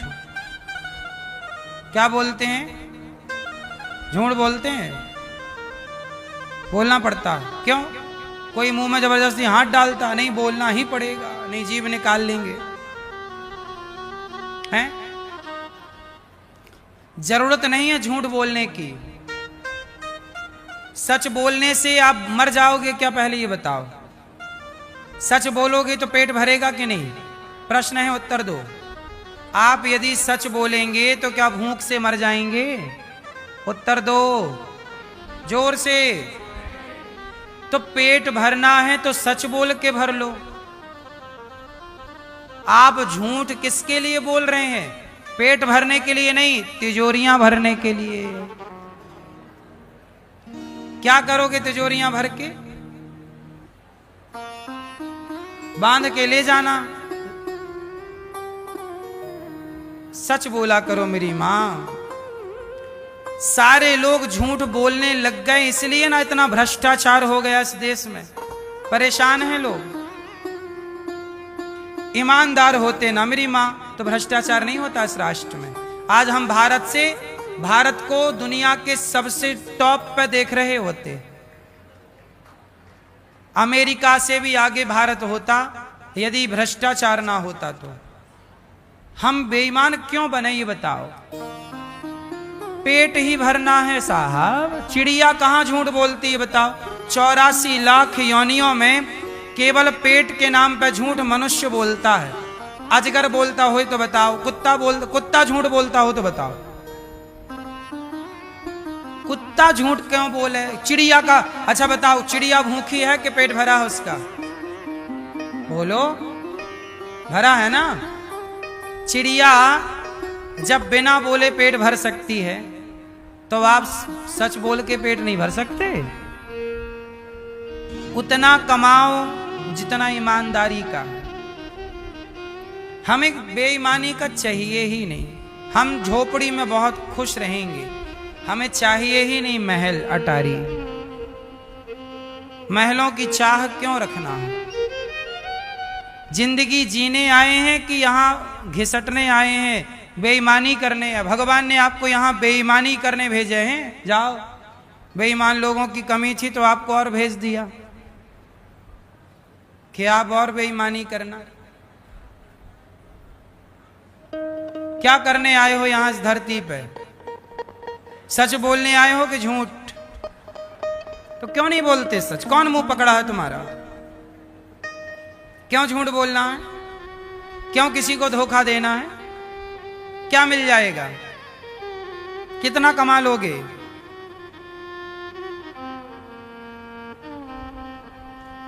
ईमानदारी से क्यों नहीं चलते? सोचिए, भारत का प्रत्येक व्यक्ति ईमानदार हो जाए और ईमानदारी से चले, राष्ट्र की सेवा करे, 1 रुपए बेईमानी का ना ले, तो ये हमारा राष्ट्र कोई बराबरी नहीं कर सकता भारत की। यदि ईमानदार हो जाए तो भारत का नेता ईमानदार हो जाए, भारत के सरकारी अधिकारी यदि सब ईमानदार हो जाएं, भ्रष्टाचार बंद हो जाए, तो भारत की बराबरी कोई नहीं कर सकता धरती में। कमी केवल इसलिए है कि बेईमानी है, और बेईमानी इसलिए है क्योंकि लोगों ने सिद्धांत बना लिया है कि पैसा चाहिए चाहे कैसे भी आए। कितनी गलत बात पकड़ ली आप लोगों ने। पैसा चाहिए कैसे भी आए, गलत है। पैसा आए पर सही रास्ते से आए, गलत रास्ते से क्यों आए? क्यों साहब? पैसा कैसे आना चाहिए, सही रास्ते से कि गलत रास्ते से? हैं? ईमानदारी से आए। जो आपकी मेहनत है वो जरूर लेना चाहिए, मेहनत छोड़ो मत। पर मेहनत से ज्यादा आ रहा है, बेईमानी नहीं साहब, आप रखो, हम खुश हैं। हमें अच्छा, एक सामान्य मुझे एक आइडिया बताओ आप लोग। एक परिवार में 4 लोग हैं, माना कि एग्जाम्पल, तो 4 लोगों के लिए महीने में कितने का खर्चा चाहिए मिनिमम, सामान्य, जिसमें दाल रोटी चल जाए और राम इतना दीजिए जामे कुटुंब समाए, मैं भी भूखा ना रहूं, भूखा कोई संत न जाए। ये सिद्धांत कितना रुपए महीने का खर्चा है एक सामान्य व्यक्ति का? बोलो, महीने में कितना चाहिए 4 लोगों के लिए? पति पत्नी बच्चे, बच्चों को पढ़ाना भी है, आपके पास एक छोटी गाड़ी भी हो, घर भी हो, रोटी कपड़ा मकान शिक्षा, ये 4 जरूरत की चीजें सबके पास होनी चाहिए। इतना तो भगवान सबको दें। कितना चाहिए है? आप 5 साल कड़ी मेहनत कर लो ना साहब, सिर्फ 5 साल, और लो तो 8 साल मेहनत कर कस के, तो 5-8 साल में आप अपने लिए घर भी बना सकते हो, गाड़ी भी खरीद सकते हो, और अपनी गृहस्थी ठीक ठाक चला सकते हो, यदि आप मेहनत करने वाले हैं तो। और आलसी हैं तो फिर इसकी हम गारंटी नहीं ले रहे हैं। करने वाला 0 से स्टार्ट करता है, करोड़ों तक पहुंच जाता है, करने वाला। और नहीं करने वाला करोड़ों से शुरू करता है, 0 पे आके खड़ा हो जाता है। ये तो आपकी क्षमता बताएगी कि आप कितना कर पाएंगे और कैसे कर पाएंगे। इसलिए उतना कमाओ जितने में बढ़िया बच्चे पढ़ सकें, आप अपनी जरूरतें पूरी कर सकें, माँ बाप की दवाई की सेवा कर सकें, पत्नी की जरूरतें पूरी कर सकें, बस। इसके बाद जो है वो आ रहा है तो आने दो ईमानदारी का, पर सेवा में समाज के किसी के काम आए। अब आप भरते जा रहे हो। आदमी 10-10 पीढ़ी की सोच रहा है, मरने के बाद की सोच रहा है। इतना काहे सोच रहे हो? इतना सोच के जितना आप लोगों के पास है ना, इतना भी कुछ लोगों के पास नहीं है। ये बात सही है कि गलत है? और जितना आपके पास है इतना भी कुछ लोगों के पास नहीं है, पर फिर भी वो अच्छा दाल रोटी खा रहे हैं जबकि आपसे कम है। खुश रहने के लिए क्या चाहिए? बोलो। खुश रहने के लिए घर चाहिए कि गाड़ी चाहिए कि बच्चे चाहिए कि पत्नी चाहिए कि प्रेम चाहिए? क्या चाहिए? यदि आपके जीवन में प्रेम है तो आप पेड़ की छांव में बहुत खुश रह सकते हैं, और प्रेम नहीं है तो आप महल में रहिए, आपको सुकून ना मिलेगा, शांति ना मिलेगी। आजकल लोग प्रेम नहीं करते अपने पति से, पत्नी से, माता से, पिता से, बच्चों से। प्रेम नहीं है कहीं। प्रेम की कमी इतनी हो गई है कि हमारे देश में तलाक की दरें बढ़ती चली जा रही है। तलाक क्यों है? क्योंकि प्रेम नहीं है। प्रेम होता तो तलाक ना होता। पहले तलाक नहीं थे क्योंकि प्रेम ज्यादा था, आज तलाक ज्यादा है क्योंकि प्रेम। आज पहले का आई लव यू अलग था, आज का आई लव यू छलावा है। किसी को धोखा देना है तो आई लव यू कह दीजिए। आज के लड़का लड़की क्या कर रहे हैं? आई लव यू कह कह के बस एक दूसरे का शोषण करके और चिंगम की तरह चबा के थूक देते हैं, खत्म आई लव यू। बोलो हाँ कि ना? आई लव यू का काम केवल इतना है, छल करने के लिए। आई लव यू के जाल में फंसाएंगे, जैसे मछली को बंसी डाल के फंसाता है, एक लोहे का कांटा होता है उसमें मांस का टुकड़ा डाल देता है और पानी में डाल देता, मछली को लगता है मांस है, जाती है गप से खाती है, और खाती है तो उसके चुभ जाता है वो कांटा, फिर पकड़ लेता है। ऐसे ही आजकल कुछ मछुआरे आजकल कुछ तुम्हें फंसाने के लिए आई लव यू का जाल डाले बैठे हैं। आप आई लव यू के जाल में फंसे नहीं, तबाही चालू। ये बात सही है कि गलत है? इसी आई लव यू से तो लव जिहाद चालू होता है। बोलो हाँ। अभी मेरे पास एक अखबार की कटिंग आई, अखबार मतलब अखबार में खबर छपी कि एक लड़का लड़की लिव इन में रह रहे थे, तो लड़के ने अपनी गर्लफ्रेंड को जिंदा जला दिया क्योंकि उसका स्वार्थ हो गया पूरा, उसने शोषण कर लिया। अब लड़की ने दबाव दिया होगा कि चलो शादी करो, अब तो हमारे संग रह चुके हो। तो उसने कोई शादी करने के लिए थोड़ी तुम्हारे संग लिव इन में रहा, बस तुम्हारे संग मजे लेने थे, शारीरिक सुख लेना था, ले लिया, और तुम ज्यादा की तो जिंदा जला दिया उसने। अब उसको क्या होगा? जेल होगी, 2-5 साल रहेगा, छुट्टी हो जाएगी, और तुम्हारी तो जिंदगी खत्म और लहरो लिव इन में और आई लव यू में फंसो। इसलिए कबूतर कबूतरी कैसे फंसते हैं? जाल ना बिछाता है बहेलिया। किसी को फंसाना हो तो क्या करना पड़ता है? जो लो बोलो क्या? जाल।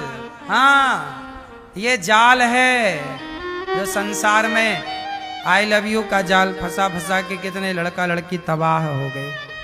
इसलिए चक्कर में ना पड़ो, मन लगा के पढ़ लिख के कामयाब बनो और ईश्वर की शरण में रहो।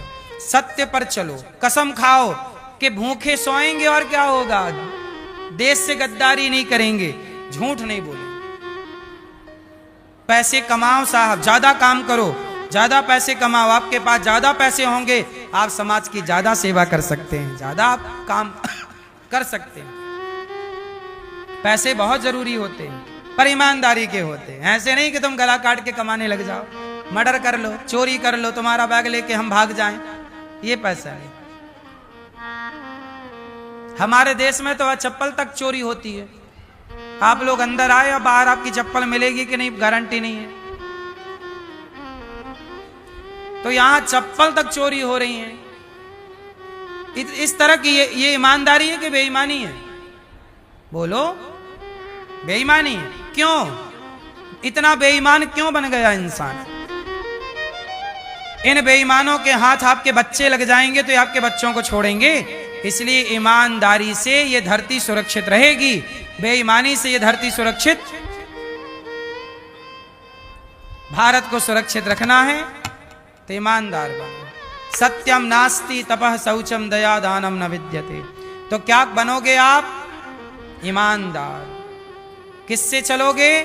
धर्म से, सत्य से। प्राण जाए पर सत्य न जाए। हरिश्चंद्र बाजार में बिक गए। ये भैया सो गए?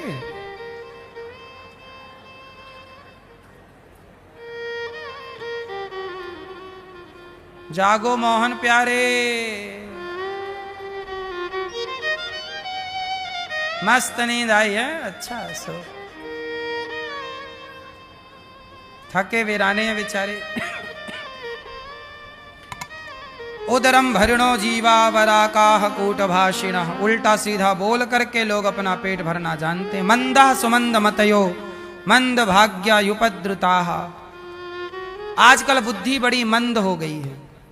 ज्यादा अच्छी बातें समझाओ समझ में नहीं आती। तरुणी प्रभुता गे है श्याल को बुद्धिदायक। आजकल घर में नई नई बहुओं की चल रही है, सास की कोई पूछ नहीं है। मैया आप लोगों की पूछ है कि नहीं? हनुमान जी की तो थी पूछ।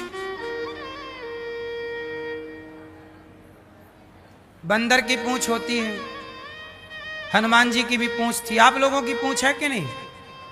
बोलो हाँ कि ना। आपकी पूछ है कि नहीं? क्यों भाई आपकी पूछ है? नहीं? क्यों दादाजी आपकी पूछ है? है कि नहीं? लोग कहते, देखो हनुमान जी की भी पूछ थी और आप लोगों की भी पूछ है। और आपके घर में झगड़ा किस बात का है? पूछ का, कि हमें पूछा नहीं। सास कहती है हमारी बहू ने तो हमें पूछा नहीं, हमारे रिश्तेदार ने तो हमें पूछा नहीं। क्या करें साहब, आजकल झगड़ा पूछ का है। और लोग कहते हैं देखो हमारी पूछ तो है नहीं, आपकी पूछ ही सबसे ज्यादा है। इसलिए हनुमान जी पूछ में आग लगवा लेते हैं। लंका में गए और क्या हुआ पूछ में? आप लोग भी अपनी पूछ को जला के खत्म करो। पूछ मतलब एटीट्यूड, अभिमान। अपनी पूछ को जलाओ, अपने अभिमान को मिटाओ और एक अच्छे इंसान बनकर समाज के काम आओ। पूछ में आग। आप सही बताओ, आपके घर में झगड़ा होता है कि नहीं पूछ के चक्कर में? हमें नहीं पूछा, हमारे को तो निमंत्रण नहीं आया, पूछा भी नहीं, हमें तो भूल गए। और आप रोते हमें नहीं बुलाया, हमें नहीं बुलाया। अच्छा नहीं बुलाया। जितने कम रिश्तेदार उतना सुखी व्यक्ति, जितने ज्यादा रिश्तेदार उतना दुखी व्यक्ति। क्यों मैया? हाँ या ना? कम रिश्तेदार वाला सुखी है कि ज्यादा रिश्तेदार वाला? और आप क्या कहते हैं? हमें नहीं पूछा, हमें नहीं बुलाया। अच्छा नहीं बुलाया, झंझट में ना पड़ो। कोई बुला भी लेगा तो क्या हो जाएगा? भगवान, दुनिया याद करे हमें, इससे फर्क नहीं पड़ता। वो दिन कब आएगा जब प्रभु हमें याद करेंगे, कब उनके आंखों में हम आएंगे, कब उनके चरणों तक हम पहुंचेंगे। नारद जी सारे तीर्थों का भ्रमण करते आए, भक्ति महारानी मिल गई। कहां से हो देवी, कौन हो? उत्पन्ना द्रवणे साहम वृद्धिम कर्णाटके गता क्वचित क्वचिन महाराष्ट्रे गुर्जरे जीर्णताम गता। कहां से हैं देवी आप? बोले मैं भक्ति महारानी हूं। उत्पन्ना द्रवणे, भक्ति हृदय में प्रकट होती है। वृद्धिम कर्णाटके, कानों से जब कथा सुनते हैं तो भक्ति बढ़ती है। क्वचित क्वचिन महाराष्ट्रे, महाराष्ट्र मतलब कहीं कहीं किस किस। भक्ति का सम्मान सब नहीं करते। जैसे आप भक्ति करने लग जाओगे तो आपकी पड़ोसन मुंह बनाने लग जाएगी, अरे बड़ी मीरा बन रही है, बड़ी कंठी माला पहन के घूम रही है, बड़े टीका चंदन लगा रही है। पड़ोसन को बड़ी दिक्कत। आपने तुलसी क्यों पहनी है? इससे पड़ोसन को दिक्कत। आपने तिलक क्यों लगाया है? इससे पड़ोसन को दिक्कत। आप भगवान का नाम क्यों जपती हैं? इससे पड़ोसन को दिक्कत। पर उसका पति शराब पी रहा है, उसका बेटा सिगरेट पी रहा है, उसको अपने बेटे से दिक्कत नहीं है। क्यों बेटा तू सिगरेट क्यों पी रहा? उसे दिक्कत नहीं है। उसका खुद का पति मांस खा रहा है, बेटा मांस खा रहा, उसे मांस खाने वाले बेटे और पति से दिक्कत नहीं है। झूठ बोलने वाला, धोखा देने वाले व्यक्ति से दिक्कत नहीं है। बस दिक्कत है तो तुमने तुलसी क्यों पहन ली, तुमने टीका क्यों लगा लिया, तुमने कथा क्यों सुननी शुरू कर दी। ये कोई उम्र है तुम्हारी कथा सुनने की? ऐसे लोगों को उल्टा लटका के मिर्ची का धुआं देना चाहिए। भाई बुरा काम जो करे उनसे दिक्कत होनी चाहिए ना। अच्छा जो काम करने लग गया उससे क्या दिक्कत है? अच्छा कुछ लोग क्या कहते, जैसे बहुत लोग होते हैं ना, पहले मांस खाते थे अब मांस नहीं खाते। बहुत लोग हैं जो पहले शराब पीते थे, कथा सुनी शराब छूट गई। तो जो पहले मांस खाते थे अब कथा सुनने के बाद छोड़ दी, तो उनको लोग कहते हैं ताने मां, अरे 100 चूहे खा के बिल्ली हज को चली, कहावत है। अब मुझे बताओ कि भाई वो मांस पहले खाता था या खाती थी? कोई लड़का या लड़की पहले बिगड़े थे, अब तो सुधर गए ना। तो क्या सुधर गए तो उनका सम्मान नहीं होना चाहिए? आप क्या चाहते हैं कि वो पहले बिगड़े थे तो आगे भी बिगड़े रहें? अरे अंधकार किसी के भी जीवन में आ सकता है। रत्नाकर नाम का एक डाकू, जो डाकू था, डाकू चोरी करता, रास्ते में जाने वाले को लूटता, सैकड़ों मर्डर कर दिया जिसने, बच्चे बूढ़े लड़की लड़का सबको मार डाला, लूट लिया। ऐसा पापी रत्नाकर नाम का व्यक्ति, जब उस डाकू ने ये सारे गलत काम किए और उसे किसी संत ने कह दिया कि तुम ये गलत कर रहे हो, उसने कहा कि क्या ये गलत है? हाँ गलत है। बोले तुमने जो मर्डर करके मार के जो पाप का, तुमने सोना जो पाया वो तो पत्नी में बांट दिया, पिता में बांट दिया, जो तुमने पाप कमाया वो कहां बांटोगे? बोले पत्नी लेगी। पत्नी को पूछा कि तुम मेरा पाप लोगी? पत्नी ने मना कर दिया, स्वामी पाप का बंटवारा नहीं हो सकता, हम चाहें भी तो नहीं ले सकते। सोने का बंटवारा हो सकता है, जमीन जायदाद का बंटवारा हो सकता है, पर आपके द्वारा किए गए पाप का बंटवारा नहीं हो सकता, आपको भोगना पड़ेगा। तब वो रत्नाकर नाम का डाकू सोचा, रे राम राम राम राम राम राम राम, मैंने इतना पाप किया, मैं भोगूंगा। संत के चरणों में गिर पड़े, महाराज कैसे मुक्ति मिलेगी, क्या करूं के? तब कहा कि तू भगवान का नाम जप। और वो रत्नाकर नाम का इतना बड़ा डाकू पापी जब भगवान का नाम जपा तो पवित्र होकर कितने बड़े विद्वान हुए कि पूछिए मत। सोचिए, अब आप कहें कि वाह रत्नाकर 100 चूहे खा के बिल्ली हज को चली। भाई पहले डाकू था, पर जीवन बदलता भी तो है। तो कोई व्यक्ति पापी था, गलत था, पर अब सही हो गया तो उस पर हंसते क्यों हो? उसका मजाक क्यों उड़ा? वो व्यक्ति और समाज के लिए प्रेरणादायी है कि देखो ये इतना बिगड़ा था अब इतना सुधर गया, ऐसे आप भी सुधरो। वो व्यक्ति समाज के लिए क्या बन गया? समाज की प्रेरणा है। उसका सम्मान करो, ना कि उसका आप मजाक उड़ाओ कि 100 चूहे खा के बिल्ली हज को चले। कौन बिगड़ा नहीं है साहब? सारे लोग जाने अनजाने में पाप कर चुके हैं। कोई बड़ा पाप किया है, कोई छोटा पाप, लेकिन जब कथा सुनी, सत्संग किया, संतों का संग किया तो राम राम राम हमने बड़ी गलती करी। बोलो हाँ। फिर कितने लोग हैं जो गलत रास्ता छोड़ के सही पे आ गए, इससे ये अच्छी बात है। इसलिए ऐसे लोगों का समाज में सम्मान करें। एक कसाई मेरे पास आया, एक कसाई जो लगभग 15-20 साल से कसाई का काम कर रहा था। बकरे को मारना, मुर्गी के बाल नोचना, और उसको अब तो मशीनें सुनने में आई, मशीनें आ गई हैं। पहले तो आदमी मुर्गी के पंख ऐसे हाथ से नोचता था। तो सोचिए कितना कष्ट। वो कसाई है। वो कसाई मेरे पास आया और रोने लग गया, गुरुजी मैं बहुत बड़ा पापी हूं, मैंने हजारों मुर्गी मारी, हजारों मछली मारी, सैकड़ों मैंने बकरे काटे इन्हीं हाथों से। अब मैं छोड़ना चाहता हूं। क्या मुझे मुक्ति मिलेगी? देखो, जो व्यक्ति मान गया कि मैंने गलती की है, जो व्यक्ति स्वीकार कर लिया कि मैंने पाप किया है, वो जिस दिन स्वीकार करके और गलत रास्ता छोड़ के सही पे चल पड़ता है, उसी दिन वो सारे पापों से मुक्त हो जाता, क्योंकि स्वीकार कर लिया, प्रायश्चित कर लिया। पश्चाताप की अग्नि से बड़ी धरती पे कोई अग्नि नहीं है। आपकी चूल्हे की आग, आपके भट्टे की आग, भट्टी की आग इतनी पावरफुल नहीं है जितनी पावरफुल कौन सी अग्नि है? पश्चाताप की अग्नि। पश्चाताप की अग्नि वो अग्नि है जो सारे पापों को जला करके समाप्त कर सकती है। ये पश्चाताप है। कौन सी अग्नि? कौन सी अग्नि? इसलिए पाप हो गए, पर स्वीकार करो, हाँ हमने पाप किए हैं, स्वीकार करो और सुधार करो, आगे तुम्हारे लिए रास्ते खुले हैं।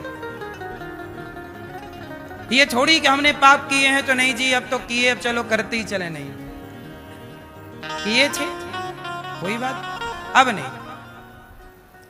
कितने कसाई कथा सुन के पवित्र हो गए साहब, ये कथा की ताकत है।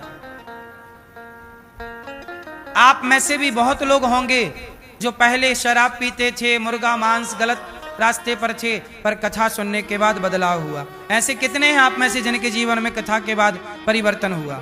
जिनके जीवन में हुआ वो हाथ उठा के बताएं। ये देखो इतने लोग हैं, कथा के बाद इतने लोगों के जीवन में परिवर्तन हुआ, तो बिल्कुल स्वागत है। कोई भी व्यक्ति पापी तब तक है जब तक वो पाप कर रहा है, और पाप से यदि एक कदम भी ईश्वर की ओर बढ़ चला और त्याग दिया और रो पड़ा, प्रभु मैं बड़ा पापी हूं, मैंने बहुत पाप किए, प्रभु मुझे स्वीकार कर लो, 4 आंसू बहा दे तो ईश्वर इतने दयालु हैं, दौड़कर हृदय से लगा लेते हैं, मेरा भक्त मेरे लिए रो रहा है। इतने इसलिए नाम है उनका दीन दयाल। दीनों पर दया करने के कारण वो दीन दयाल। उनके जितना दयालु दीन बंधु, पतित पावन, करुणा सिंधु, भगवान का नाम क्या है? क्या है? भगवान का नाम है करुणा निधान। क्या नाम है?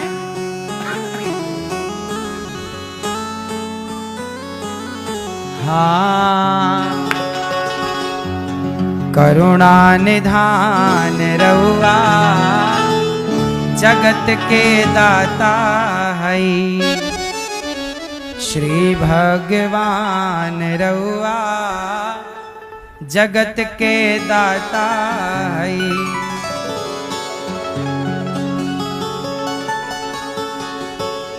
करुणा निधान रहुआ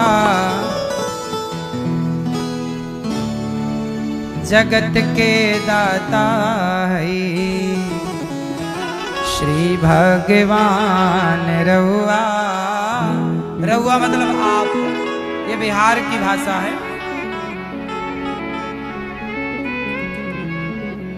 मति के फेर देनी, विपत्ति के टेर देनी। मति के फेर देते हैं, मति घुमा देते हैं और विपत्ति को टाल देते हैं। द्रौपदी पर आया संकट टाल दिया, प्रहलाद जी पर आया संकट टाल दिया, सुदामा पर आई गरीबी टाल दी। मति के फेर देनी, विपत्ति के टेर देनी, मतलब टाल दिया। केवा समान रहुआ, केवा मतलब आपकी तरह कौन होगा? केवा समान रहुआ जगत के दाता है, करुणा निधान रहुआ जगत के दाता है। भक्त विदुर घर गईनी, भक्त विदुर घर गईनी, प्रेम से सगवे खैनी। साग मतलब खाया ना विदुर जी के घर। भक्त विदुर घर गईनी, प्रेम से सगवे खैनी छोड़ पकवान रउआ। दुर्योधन के पकवान छोड़ दिए और विदुरानी के घर जाके छिलका छोड़ पकवान रउआ। जगत के दाता है करुणा निधान रउआ। जगत के दाता है केवट से चरण धुववनी गीधपति लिए लगवनी। केवट से पांव धुलवा रहे हैं और जटायु को गले लगा रहे हैं। जाने जहान रउआ जगत के दाता है। जाने जहान रउआ जगत के दाता है। करुणा निधान रउआ जगत के दाता है। करुणा निधान रउआ जगत के दाता है। केवा समान रउआ जगत के दाता है। केवा समान रउआ जगत के दाता है।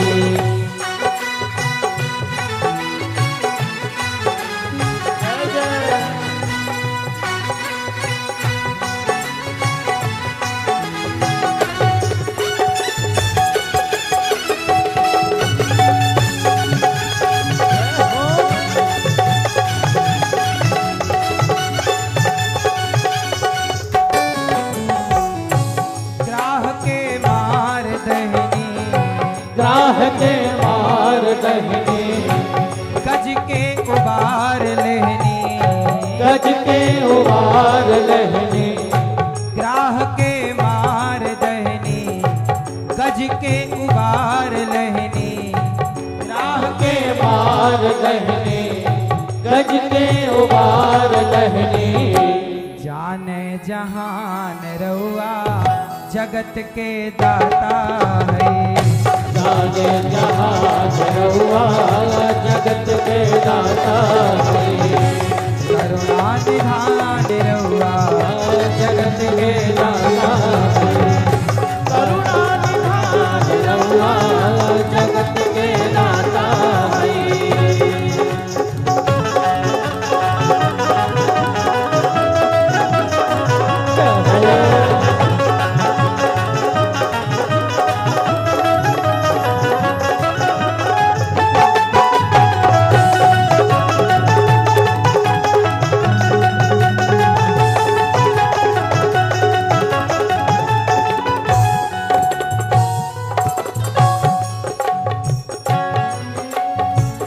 मैया शबरी घर गईनी।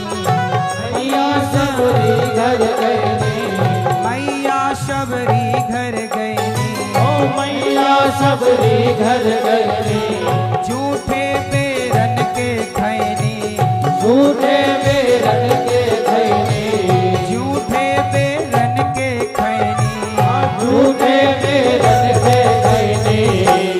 करके बखान रउआ जगत के दाता है। करके बखान रउआ जगत के दाता है। श्री भगवान रउआ जगत के दाता है। करुणा निधान रउआ जगत के दाता है। करुणा निधान रउआ जगत के दाता है। करुणा निधान रउआ जगत के दाता है।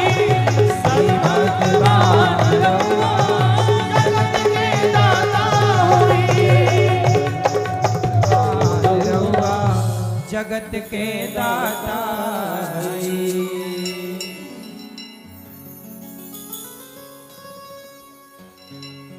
भगवान जैसी करुणा दयालुता कहाँ होगी। भगवान ने इसलिए भगवान की शरण में चलो।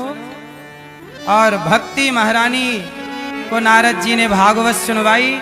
सनकादियों ने कहा भक्ति को भागवत सुनवाओ। भागवत सुनवाई, भक्ति का सारा दुख दूर हुआ। आत्मदेव जी के यहाँ संतान नहीं थी। संत कृपा से फल मिला, गाय को खिलाया, गौकर्ण जी हुए। बहन का बेटा पैसों में खरीदा, धुंधकारी हुआ और धुंधकारी ने अपने पिता को मारा, मां को मारा। और माँ बाप को सताने के कारण, माँ बाप को प्रताड़ना देने के कारण धुंधकारी जब मरा तो प्रेत बना। जो बेटा अपनी मां को सताए वो क्या बनेगा? इसलिए माँ बाप को सताइए मत।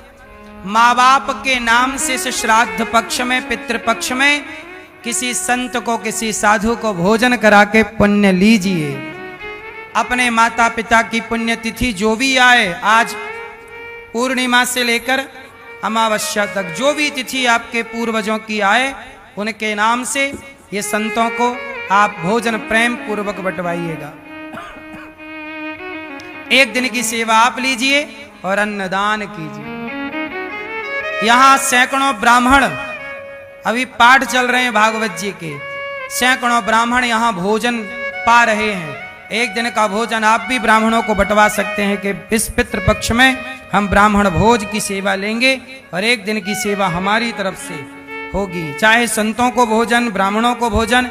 और यहाँ अखंड रसोई चलती है, जहां 30,000 लोग भोजन प्रसाद पाते हैं। आप भी भोजन प्रसाद ही पाइएगा और आप भी अन्नदान कीजिए कि आज की सेवा हम करेंगे। अन्नदान से ही पितरों को सब कुछ प्राप्त होता है। अन्नदान करना सबसे बड़ा पुण्य है। आप श्राद्ध पक्ष में गौदान करें, गाय को चारा भूसा का सहयोग करें। गौरी गोपाल आश्रम में अखंड विद्यार्थी पढ़ते हैं, 150 बच्चे पढ़ते हैं। बच्चों के गुरुकुल में आप उनके भोजन के लिए, बच्चों के भोजन की व्यवस्था में सहभागी बन सकते हैं और आप गुरुकुल की सेवा से अपने आप को जोड़ सकते हैं। गौरी गोपाल गुरुकुल में बच्चे निःशुल्क भोजन करते हैं। इनका रहना, खाना, पढ़ना, लिखना जितना बन पड़ रहा है, ये दास अनिरुद्ध से वो समाज की सेवा, राष्ट्र की सेवा में लगा है। यहाँ वृद्ध माताएं रहती हैं। आप इन माओं का भोजन करा सकते हैं कि आज वृद्ध माताओं को 309 वृद्ध माताएं हैं। इन माओं को आप भी अपने माता के लिए, जैसे आपकी माँ भगवान के घर चली गई या दादी भगवान के घर या नानी, तो उनके नाम से यहाँ माताओं को भोजन, कि आज का सभी माताओं को हम भोजन कराएंगे। ये पुण्य का कार्य। आज पूर्णिमा है, जरूर अपने पितरों के निमित्त अन्नदान करिएगा ताकि संतों को, भक्तों को, माताओं को आपकी ओर से भोजन मिलता रहे। आप माताओं को नाश्ता बंटवा सकते हैं कि आज माताओं के दूध की सेवा आप करा सकते हैं कि रात्रि के दूध की सेवा हमारी ओर से एक गिलास, या नाश्ते की सेवा कि आज का नाश्ता माताओं को जलेबी पोहा हमारी तरफ से जो भी आप फल फूल इत्यादि देना चाहें माताओं को बांट सकते हैं। आज हम परिचय आपका एक माँ से कराएंगे। मैया कहाँ से आई हो? मेरी माँ गुजरात से। गुजरात से आई हैं। तो मैया कौन कौन है घर पे? पति को गुजर गए तो 19 साल हो गए। पति को गुजर गए 19 साल हो गए। एक बेटी है। बेटी और बेटा? बेटा तो है, बेटा के साथ तो रहती हूँ 5 साल से। और कोई बेटा ना चाहिए, टेटा फोड़े रोज घर में, ऐसा बेटा ना चाहिए। बेटा तो है ये। कितने साल से आप गौरी गोपाल? 5 साल हो गए। तो इन 5 सालों में यहाँ कोई दिक्कत नहीं है? कोई तकलीफ नहीं। ये मैया मुझे ही अपना पुत्र मानती हैं और ये माँओं की सेवा का मुझे भगवान ने ये सौभाग्य दिया है। तो आप सबसे मेरी प्रार्थना है कि न माँओं का आप बेटा बनकर, बेटी बनकर सहभागी बने। मैया आपको गौरी गोपाल में कोई तकलीफ है? कोई तकलीफ नहीं लाडला, कोई तकलीफ, बहुत अच्छी सेवा। कोई पैसे तो नहीं लिए? नहीं लिए कोई पैसे। पैसे होते तो क्यों आते लाडला? कोई नहीं, कभी नहीं। खुश हैं आप लोग? खुश, बहुत खुश, बता नहीं सकते कितनी खुश है। लोग को गालियां देते हैं, आपको देने दो, गालियां देने दो, बुराई करने दो, कोई बात नहीं। तुमने तो साबित कर दिया। बताओ क्या साबित कर दिया? होठों पे सच्चाई रहती है, दिल में सफाई रहती है। हम सुदेश के वासी हैं, हम उस देश के वासी हैं जिस देश में गंगा बहती है, जिस देश में गंगा बहती है। साबित कर दिया, साबित। बोलने दो। तुम देते रहो गालियां, हमारे लाडला के लिए बजाओ तालियां जोर से और जोर से। यहाँ तो होती रहेगी गरीब बेटियों की शादियां, रोज भोजन में लगेगी लाखों थालियां। तुमने क्या पा लिया? तालियां।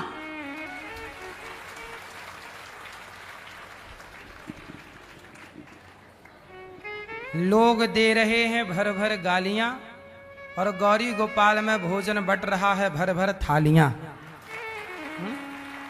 ये मैया कह रही हैं, सही है। तो भोजन भगवान धुंधकारी को भागवत सुनवाई गोकर्ण जी ने, प्रेत बन गया धुंधकारी माँ बाप पर अत्याचार करने के कारण। भागवत सुनी तो प्रेत योनि से मुक्ति मिल गई। जो भागवत सुनता है वही मुक्त होता है। तो यहाँ जितने पोथी पाठ कराने वाले यजमान परिवार हैं उन सबके लिए तालियां बजाइए कि इन्होंने अपने पितरों के लिए, पूर्वजों के लिए खूब खूब स्वागत इन यजमान परिवारों का कि इन्होंने यहाँ आज से अपना अनुष्ठान बिठाया और आज से आचार्यों के द्वारा यहाँ पाठ बैठा है। धुंधकारी का गोकर्ण जी ने भागवत सुनवा कर उद्धार किया। भगवान ने दूसरी बार जब गोकर्ण जी ने भागवत सुनाई, गोकर्ण जी को हृदय से लगाया। इसके बाद श्रोता वक्ता का निरूपण किया गया भागवत जी में। श्रोता क्या, कैसा श्रोता? कथा सुनने वाला, वक्ता कथा सुनाने वाला। विरक्तो वैष्णवो विप्रो वेद शास्त्र विशुद्धिकृत दृष्टांत कुशलो धीरो वक्ता कार्योति निष्पृहा। ऐसा वक्ता प्रेम से सनकादियों के मध्य भगवान प्रकट हुए। भगवान नाम लेकर भगवत धाम सब गए। अब जन्माद्यस्य यतोऽन्वयादितरतश्चार्थे स्वभिज्ञः स्वराट् तेने ब्रह्म हृदय आदि कवये मुह्यन्ति यत्सूरयः तेजो वारिमृदां यथा विनिमयो यत्र त्रिसर्गो मृषा धाम्ना स्वेन सदा निरस्तकुहकम् सत्यम परम धीमहि।